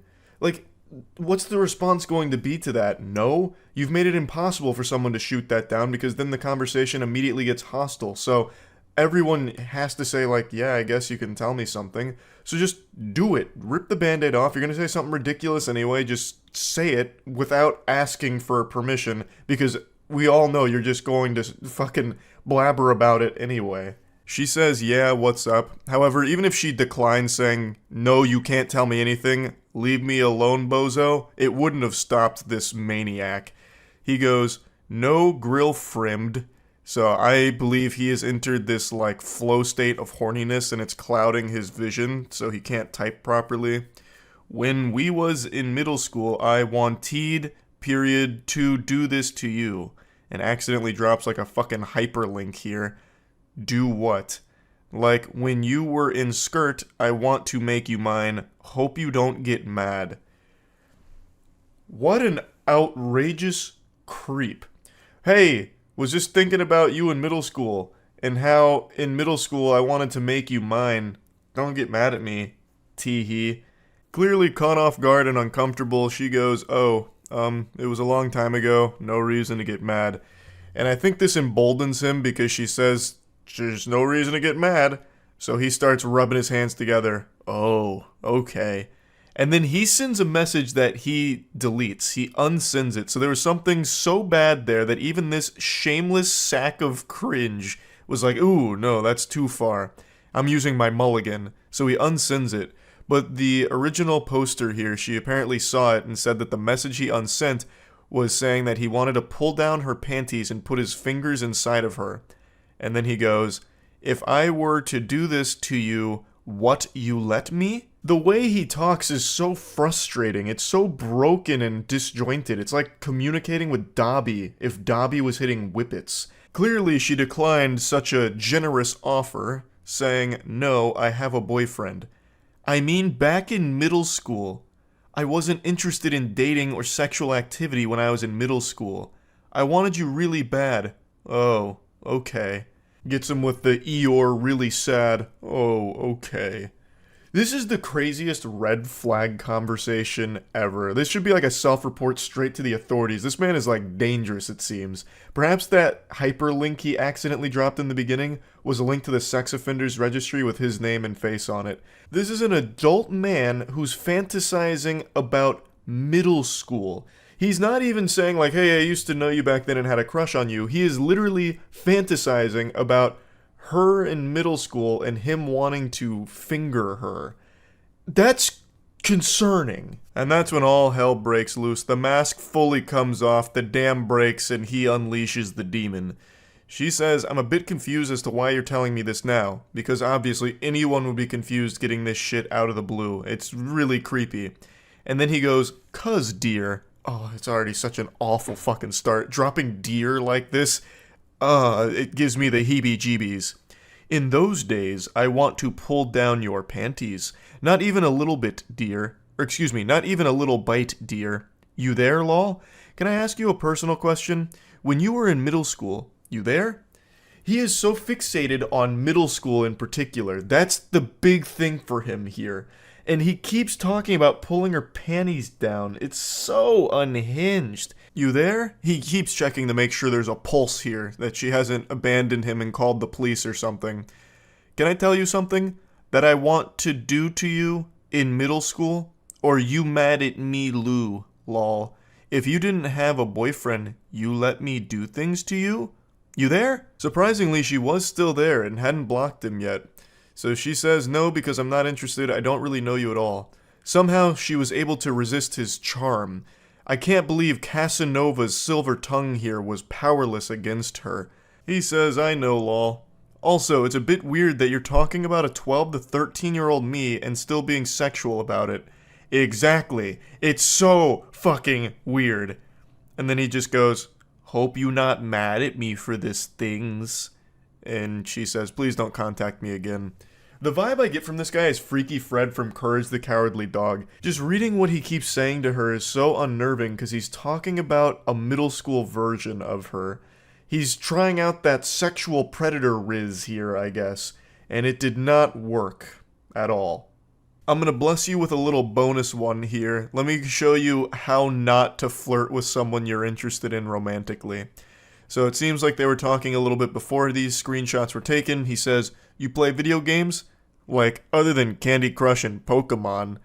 And she goes, yep, what gave it away? Cool. Not many chicks that are, like, into real games. This is just your classic flop from a Redditor gamer, bro. Ugh, girls only like Candy Crush or Pokemon, fucking Sims or Barbie Jeep Racing. They don't like real games like me, a fucking man. Call of Duty, Battlefield, BioShock, big rigs over the road racing, Madden 24. But you're different, m'lady. You're not one of those normal chicks that likes those fake games. You can appreciate these gems that I like. Most chicks can't do that. I don't know why. It must be periods and pheromones or something, but you are rare, m'lady. You like real games. Like, I just don't know why anyone would try something like this. It's just immediately confrontational. It makes you look like a whack loser. And everyone knows it too, so she calls that out saying, "Really? Gonna try that one? Because it's so pathetic." And he goes, "What? It was a compliment." And she just says, "Whatever." And then that really sets him off. So, a guy who you are already desired to be intimate with gives you a compliment, you get bitchy? And then he doesn't get a response, obviously. And then it comes back later saying, "Are you ignoring me now?" She said, "You live in a different country than me." But the fact that he immediately just gets this out of control, like, what? It was a compliment. What? Most girls are stupid. Girls go to Jupiter to get more stupider. You didn't go to Jupiter. You stayed here with me, playing real games. Why are you getting so bitchy about it? I was being nice to you. Oh my goodness, nice guys never win. And now you're ignoring me? Oh God. He also just types like a Redditor.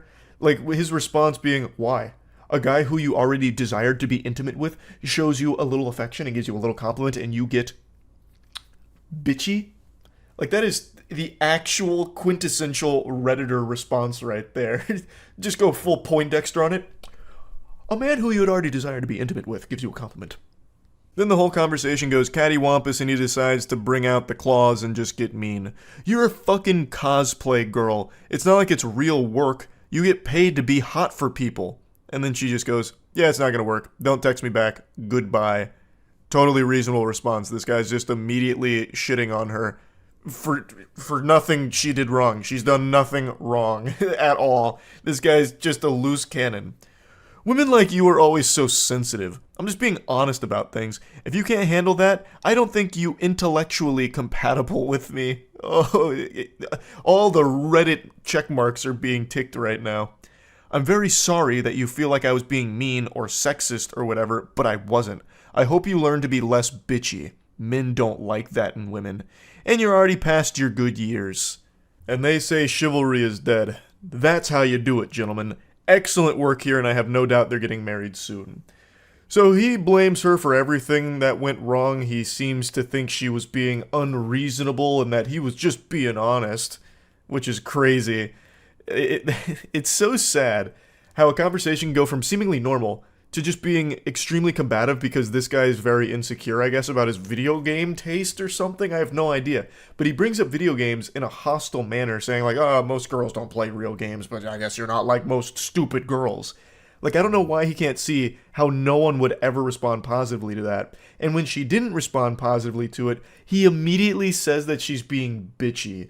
Just the slightest sign of her not really feeling what you just said there, and he just gets aggressive, and then gets even more mean and rude and nasty, and then still probably walks away from this thinking it was her fault. It's craziness. So he'll probably stay alone for most of his life, but luckily he's got so many great games to play by himself. So there's a silver lining there. At least he's a real gamer with those real games by his side. That's really about it. So yeah. I know my calm, composed, stoic demeanor may not give you any clues or hints at my internal struggle, but trust me, right now, I'm spiraling. I'm falling down a dark path I swore I'd never walk again. Like a former addict who finds the pipe once again, I have found my long since abandoned drug.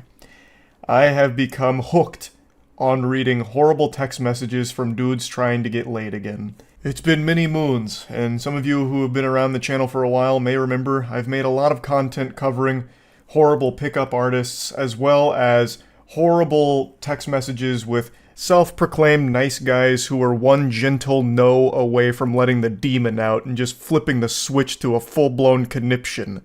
Like, the word boyfriend would be a Winter Soldier event that would have them just go ballistic. And I've made quite a bit of content, both laughing at the absurdity of it, as well as using it as an educational tool, like, hey, don't be like these goobers. But over time, I started kind of petering out from doing that, because I just made so much of it, and I stopped indulging in that kind of content until recently. I could only fight the urge for so long. The werewolf is coming out. It's a full moon, and that moon is nothing but fucking cringe. I saw some text messages today that I've just gotta go over. Now, before we embark on this journey together, it's important that I let you know that these are 2 college students. As we go through this, you'll probably assume that it's 2 13-year-olds, but that's not the case. These are 2 college students that worked on a group project together, and now we're coming in after the completion of the project. So, they say, I just emailed Professor the final draft, so we should be good. To which the poster says, yay, and then sends a meme, go team. I really enjoyed working with you. You seem like a very sweet and smart girl, and I'd love to take you out sometime. To which they say, that's very kind of you, but I have a boyfriend. Oh boy. She said the phrase, I have a boyfriend. There is no phrase more powerful in the English language than that. The strongest sentence ever constructed. That's like the nuclear bomb here. I have a boyfriend is a phrase, nay, an incantation, more powerful than Avada Kedavra from Harry Potter. And it's just been deployed. So you can already start to speculate where things are going to go south. He responds by saying, heh, well, thanks for leading me on. Which catches her off guard. She says, I'm sorry, but I don't think I've done anything to imply I was interested in dating you, to which he responds, it's just funny how you never brought up that you were taken until now. Which is an interesting thing to respond with, because that makes it seem like he expects every girl that's taken to immediately state that upon starting a conversation with a man. Like they need to wear some kind of sign or some kind of label on their forehead that says, currently in relationship, not available, thank you. Try again at later date. Although she does say that she mentioned her boyfriend. Actually, I did. When I was at your house, I told you my boyfriend was picking me up. Which he's able to counter beautifully by saying, I thought you meant a boy that you were friends with. Because why would you go over to a guy's house if you're dating someone? And she says, because you offered to host and we needed somewhere to work on our project together, my boyfriend knew and didn't care because all we were doing was working. I'm sorry if I did anything to give you the wrong idea. And then he says, you let me buy you a pizza. Now, admittedly, I understand where the guy's coming from here. We all know about the law of equivalent exchange thanks to Full Metal Alchemist, and we have something like that in the real world. If you buy a girl a pizza, she is obligated to have sex with you. It's the pussy for pizza transaction. It's as old as time itself. So the fact that he was able to buy her a pizza and he didn't get his winky stinky is shocking. But yeah, anyway, he seems to really put a lot of stock in the importance of that pizza, like that was going to carry them all the way to marriage, like this is a moment she'd remember for the rest of her life or something, that pizza that he bought her. But I'd like to backtrack a bit just briefly. Let's go to the previous chapter where he said, I thought you meant a boy you were friends with, because why would your boyfriend be okay with you going to a guy's house to work on a project? And I feel like that's a dogshit perspective that's not unique to just this guy in this situation. I've seen a lot right now where people work under the assumption that if your significant other is doing anything in any capacity with someone of the opposite sex, it means that they're unfaithful to you and they're cheating. But I just don't really subscribe to the belief that most normal, sane people think that way. Of course, there are extenuating circumstances to that, but in this scenario, and in most scenarios like this, where it's just she's working on a group project with a classmate, I don't know why you'd immediately jump to, she must be a whore who's going behind my back to fuck this one goofball in her class and pretending that they're working on a group project. I just don't think that's something most ordinary people jump to immediately, and in this case, the guy views it as weird that she ever even agreed to go to his house to work on this group project if she was in a relationship, but I just don't understand why that would be viewed as weird. Like, where else are they going to do it? Like, if they go to her place and do it, it's the same problem, right? Now, she has invited a guy over to her house and she's in a relationship to work on this group project. Wouldn't that be the same issue? Or if they go somewhere in public and do it, like a fucking Starbucks or whatever, it's still the same issue. Like, oh, now they went to a public place where people go, like, on dates sometimes to do this group project. So you can always make that argument no matter what. So just, I don't know, it just doesn't compute with me. But anyway, back to the pizza. I offered to split when you told me you were ordering a pizza and you said it was your treat. If you'd like, I can Zelle you for half of the cost. Yes, I'd like that. And you ate more of the pizza than I did, so you should pay for like 2/3 of it. Now we're getting into the nitty-gritty math calculations here. Like, well, actually, listen here, Harpy. You ate more of the pie than I did, so you're gonna need to reimburse me more for it. And you know what? It wasn't my treat, because this Halloween there was only tricks. You tricked me. You lied by not telling me that you had a boyfriend. So give me extra cash for that pizza, you disgraceful harlot. She's being as gentle as possible here. I imagine she's scared of this individual, and she said as much in the comments of the post. She said that she didn't want to, like, get too aggressive back, because then she'd be, like, afraid of what he might do. So it's just, like, I understand where she's coming from. You don't want to, poke and all of that. So she's just like, okay, that's fine, and I'm sorry again if you got the wrong idea, but I thought I made it clear that I viewed this as a professional relationship. Well, you didn't.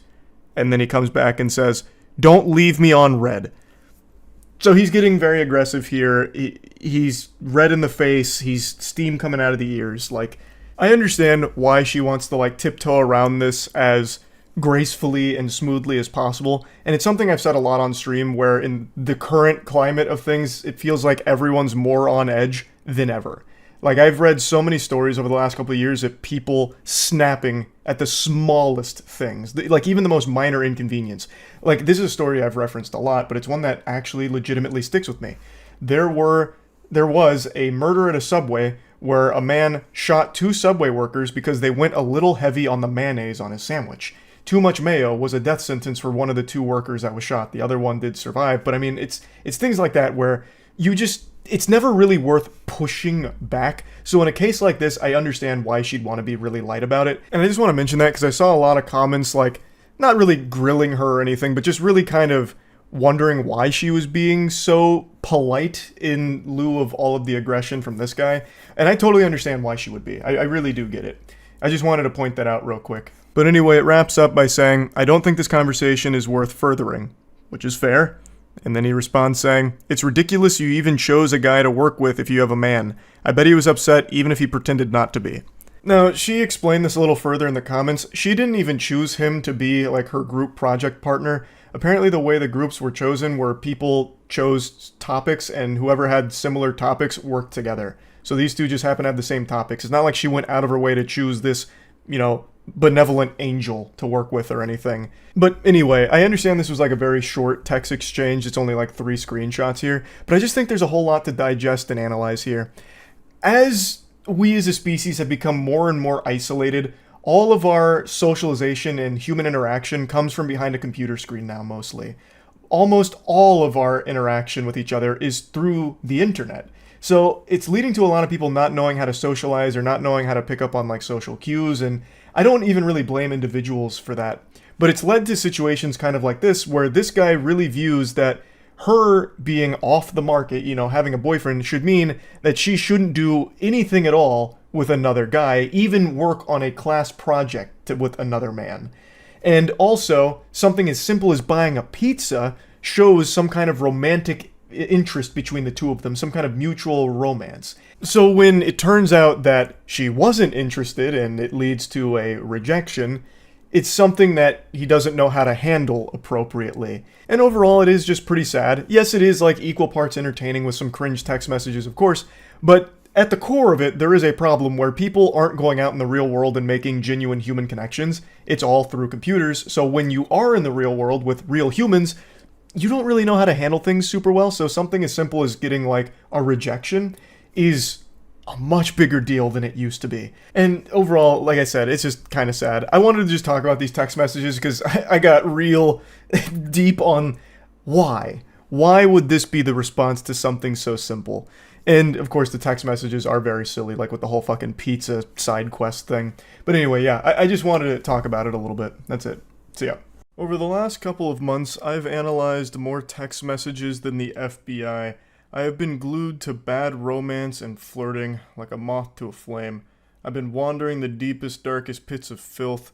It's like in Space Jam when Michael Jordan gets sucked into the golfing hole. I've been sucked into the asshole of the internet, and all I see is cringe down here. But today, there's a new ingredient being added to this concoction. The recipe had a chemical X. Crime. This got posted to Reddit earlier today, and a lot of people sent it my way, and it actually reminded me of a real criminal case that happened back in 2022, and I actually found the case again through the comment section of this post, because I couldn't quite recall all the particulars of it, but there is a lot of similarities shared between that criminal case in 2022 and these text messages that this individual is showcasing here. So it starts with this girl's coworker messaging her out of the blue saying, "Hey." He receives crickets, no response, silence. And you know what they say, if at first you don't succeed, try being weirder. So he comes back around within 3 hours saying, "Hello? Is this blank?" She says, "Who is this?" And he goes, It's me," with a smiley face.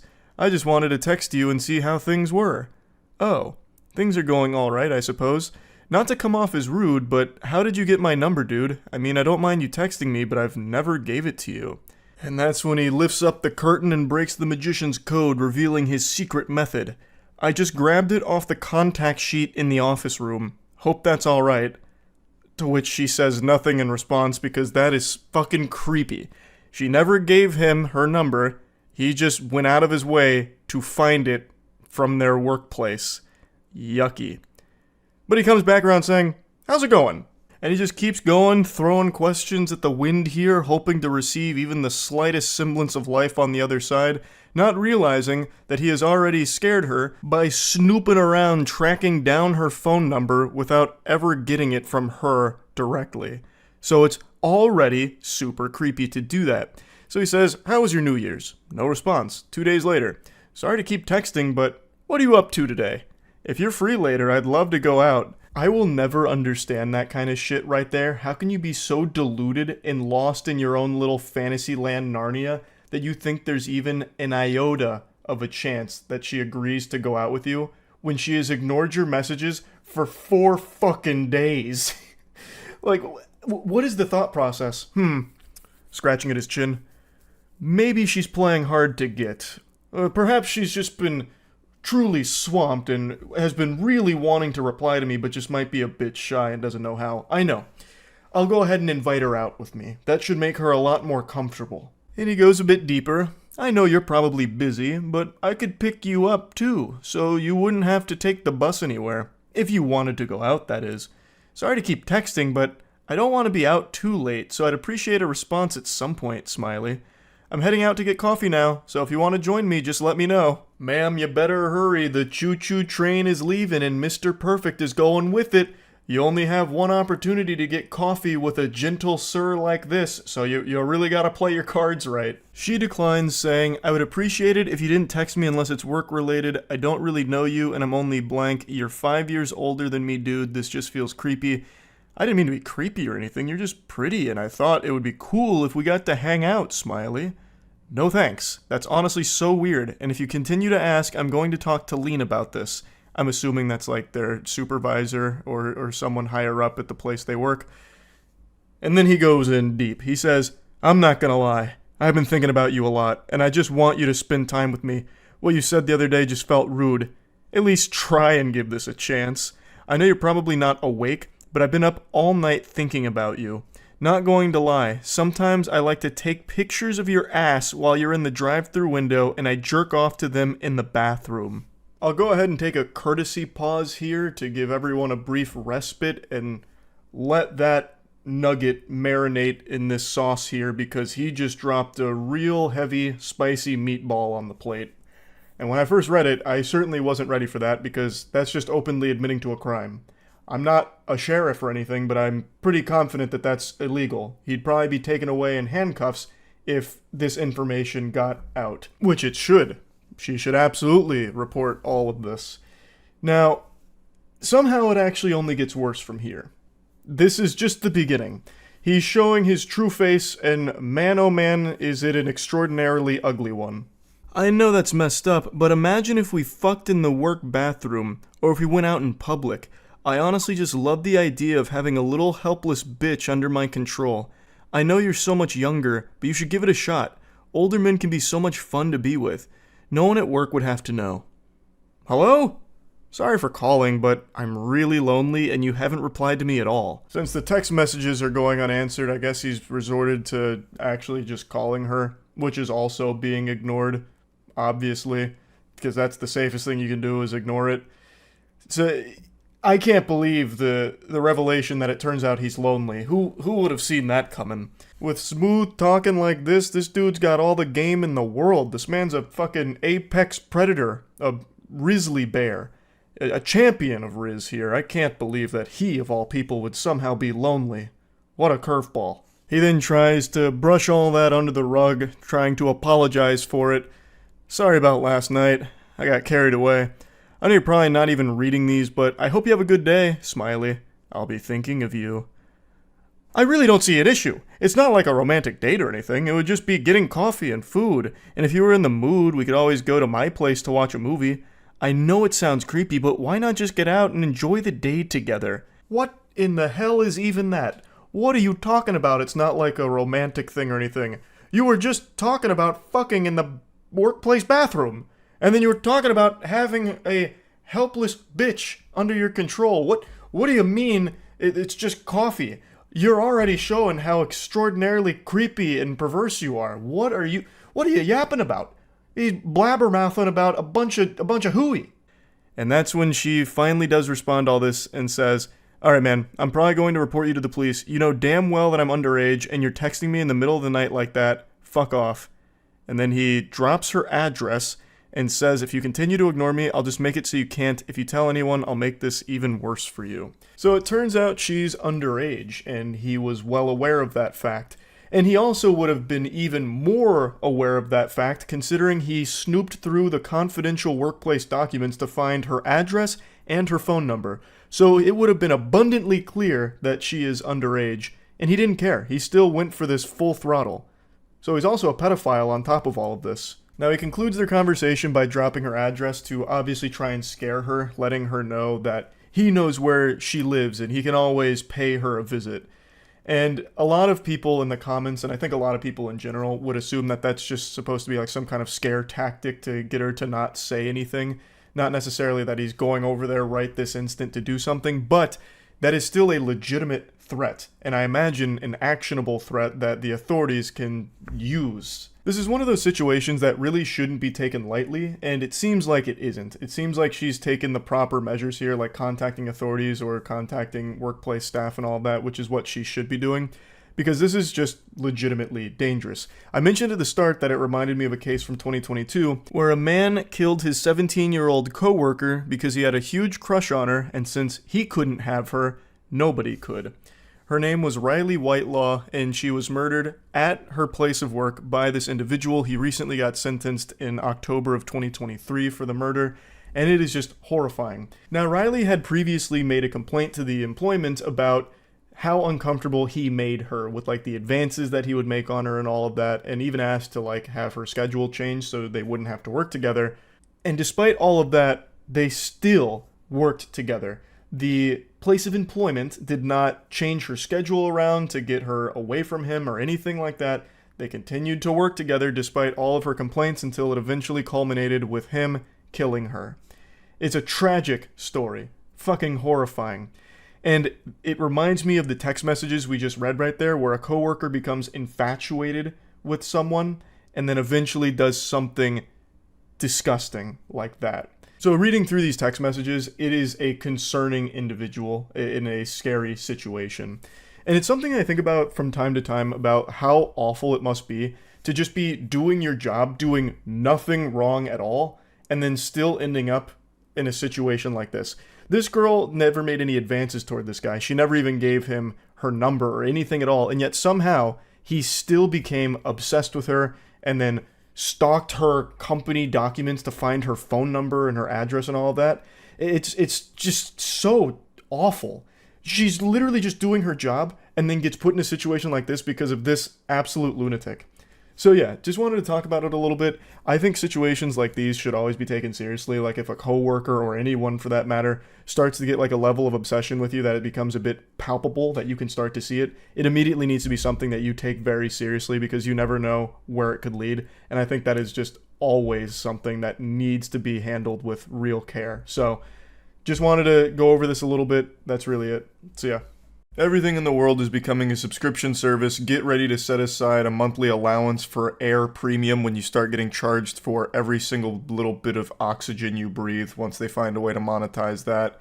It's just such a frustrating trend. It's worse than Tide Pods, honestly. But what's even worse about the subscription plague is when some services make it very difficult to cancel, making it a ton of hoops that you have to jump through and just a complete nuisance. And there's no industry worse about this than journalism. I don't know what's happened to journalism, but it is fucking atrocious. Not only like the quality of articles, but even just the ability to access articles.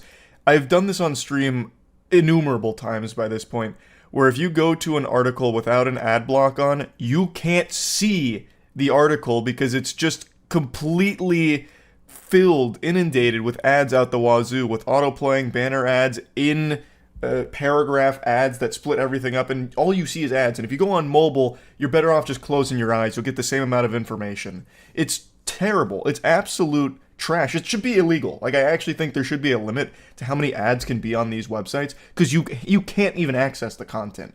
It's unacceptable.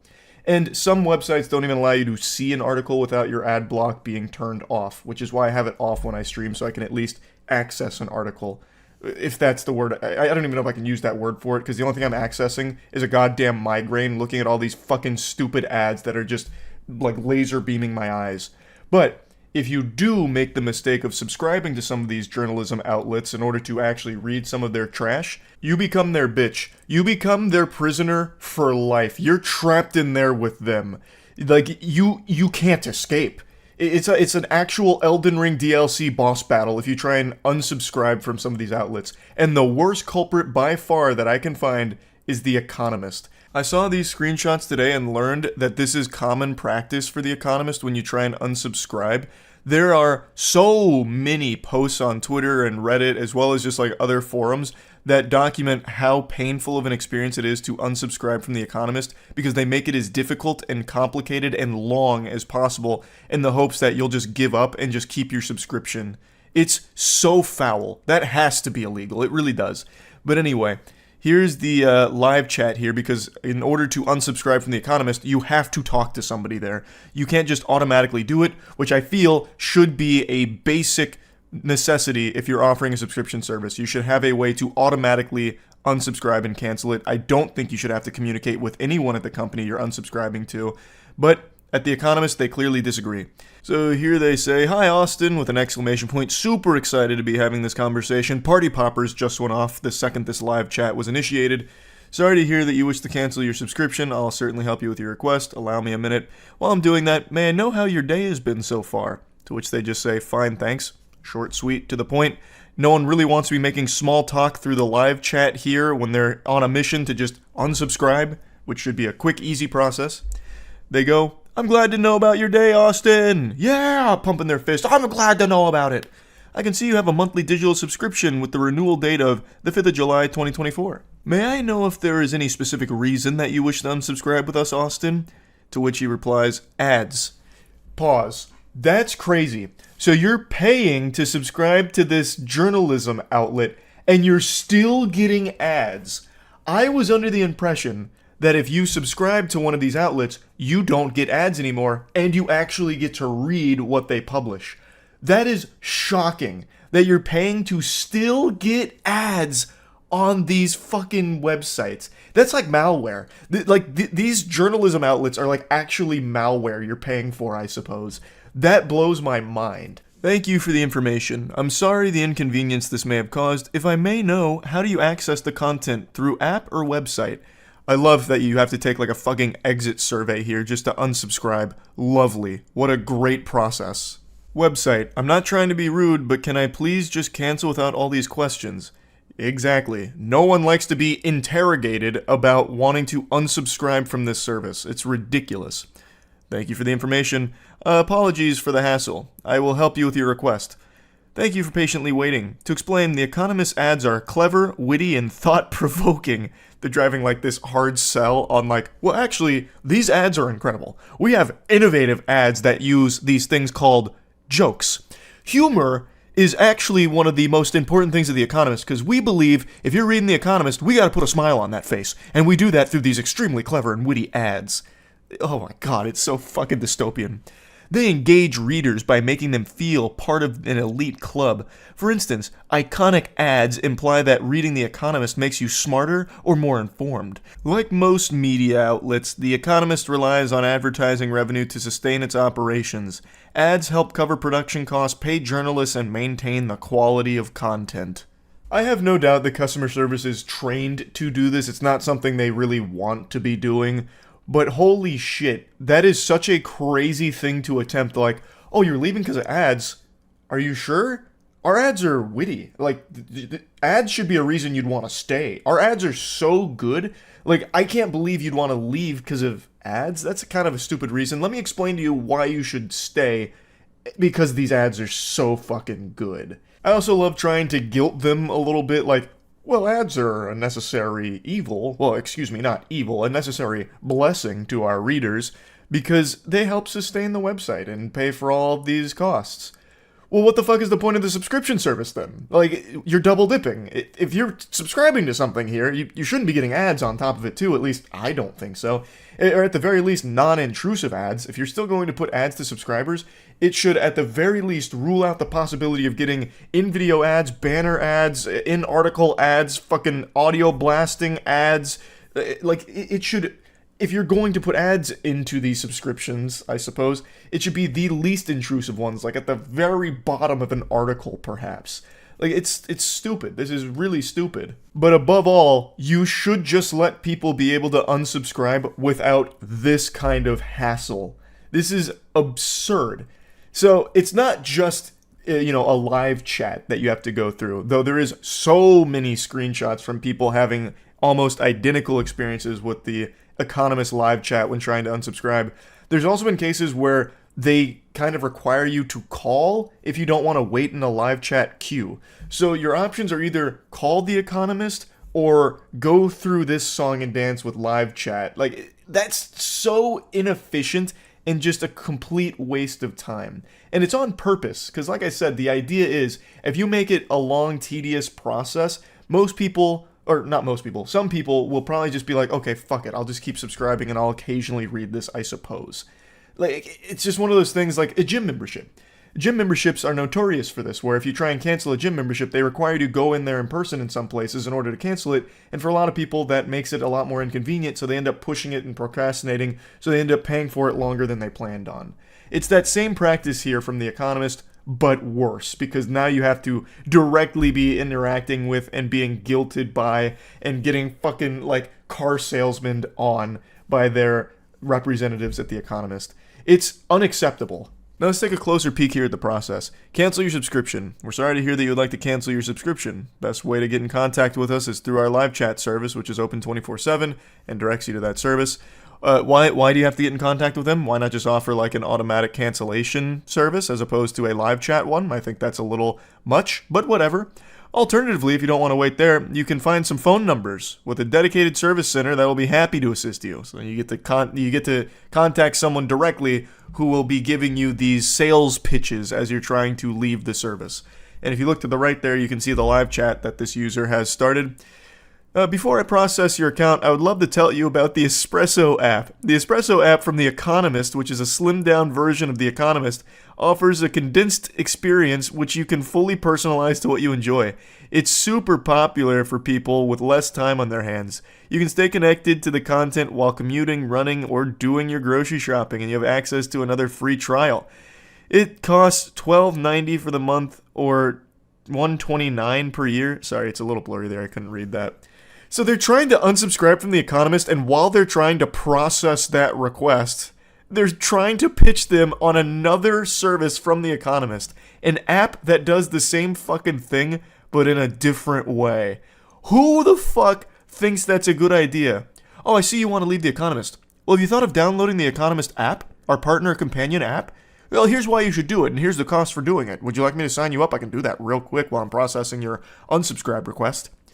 It's a standalone app which you will have to download from your Play Store or App Store and use separately.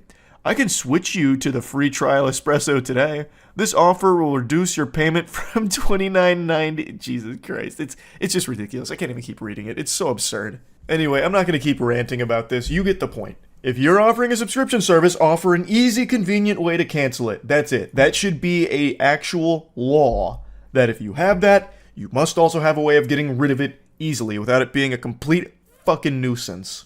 That's really about it. See ya.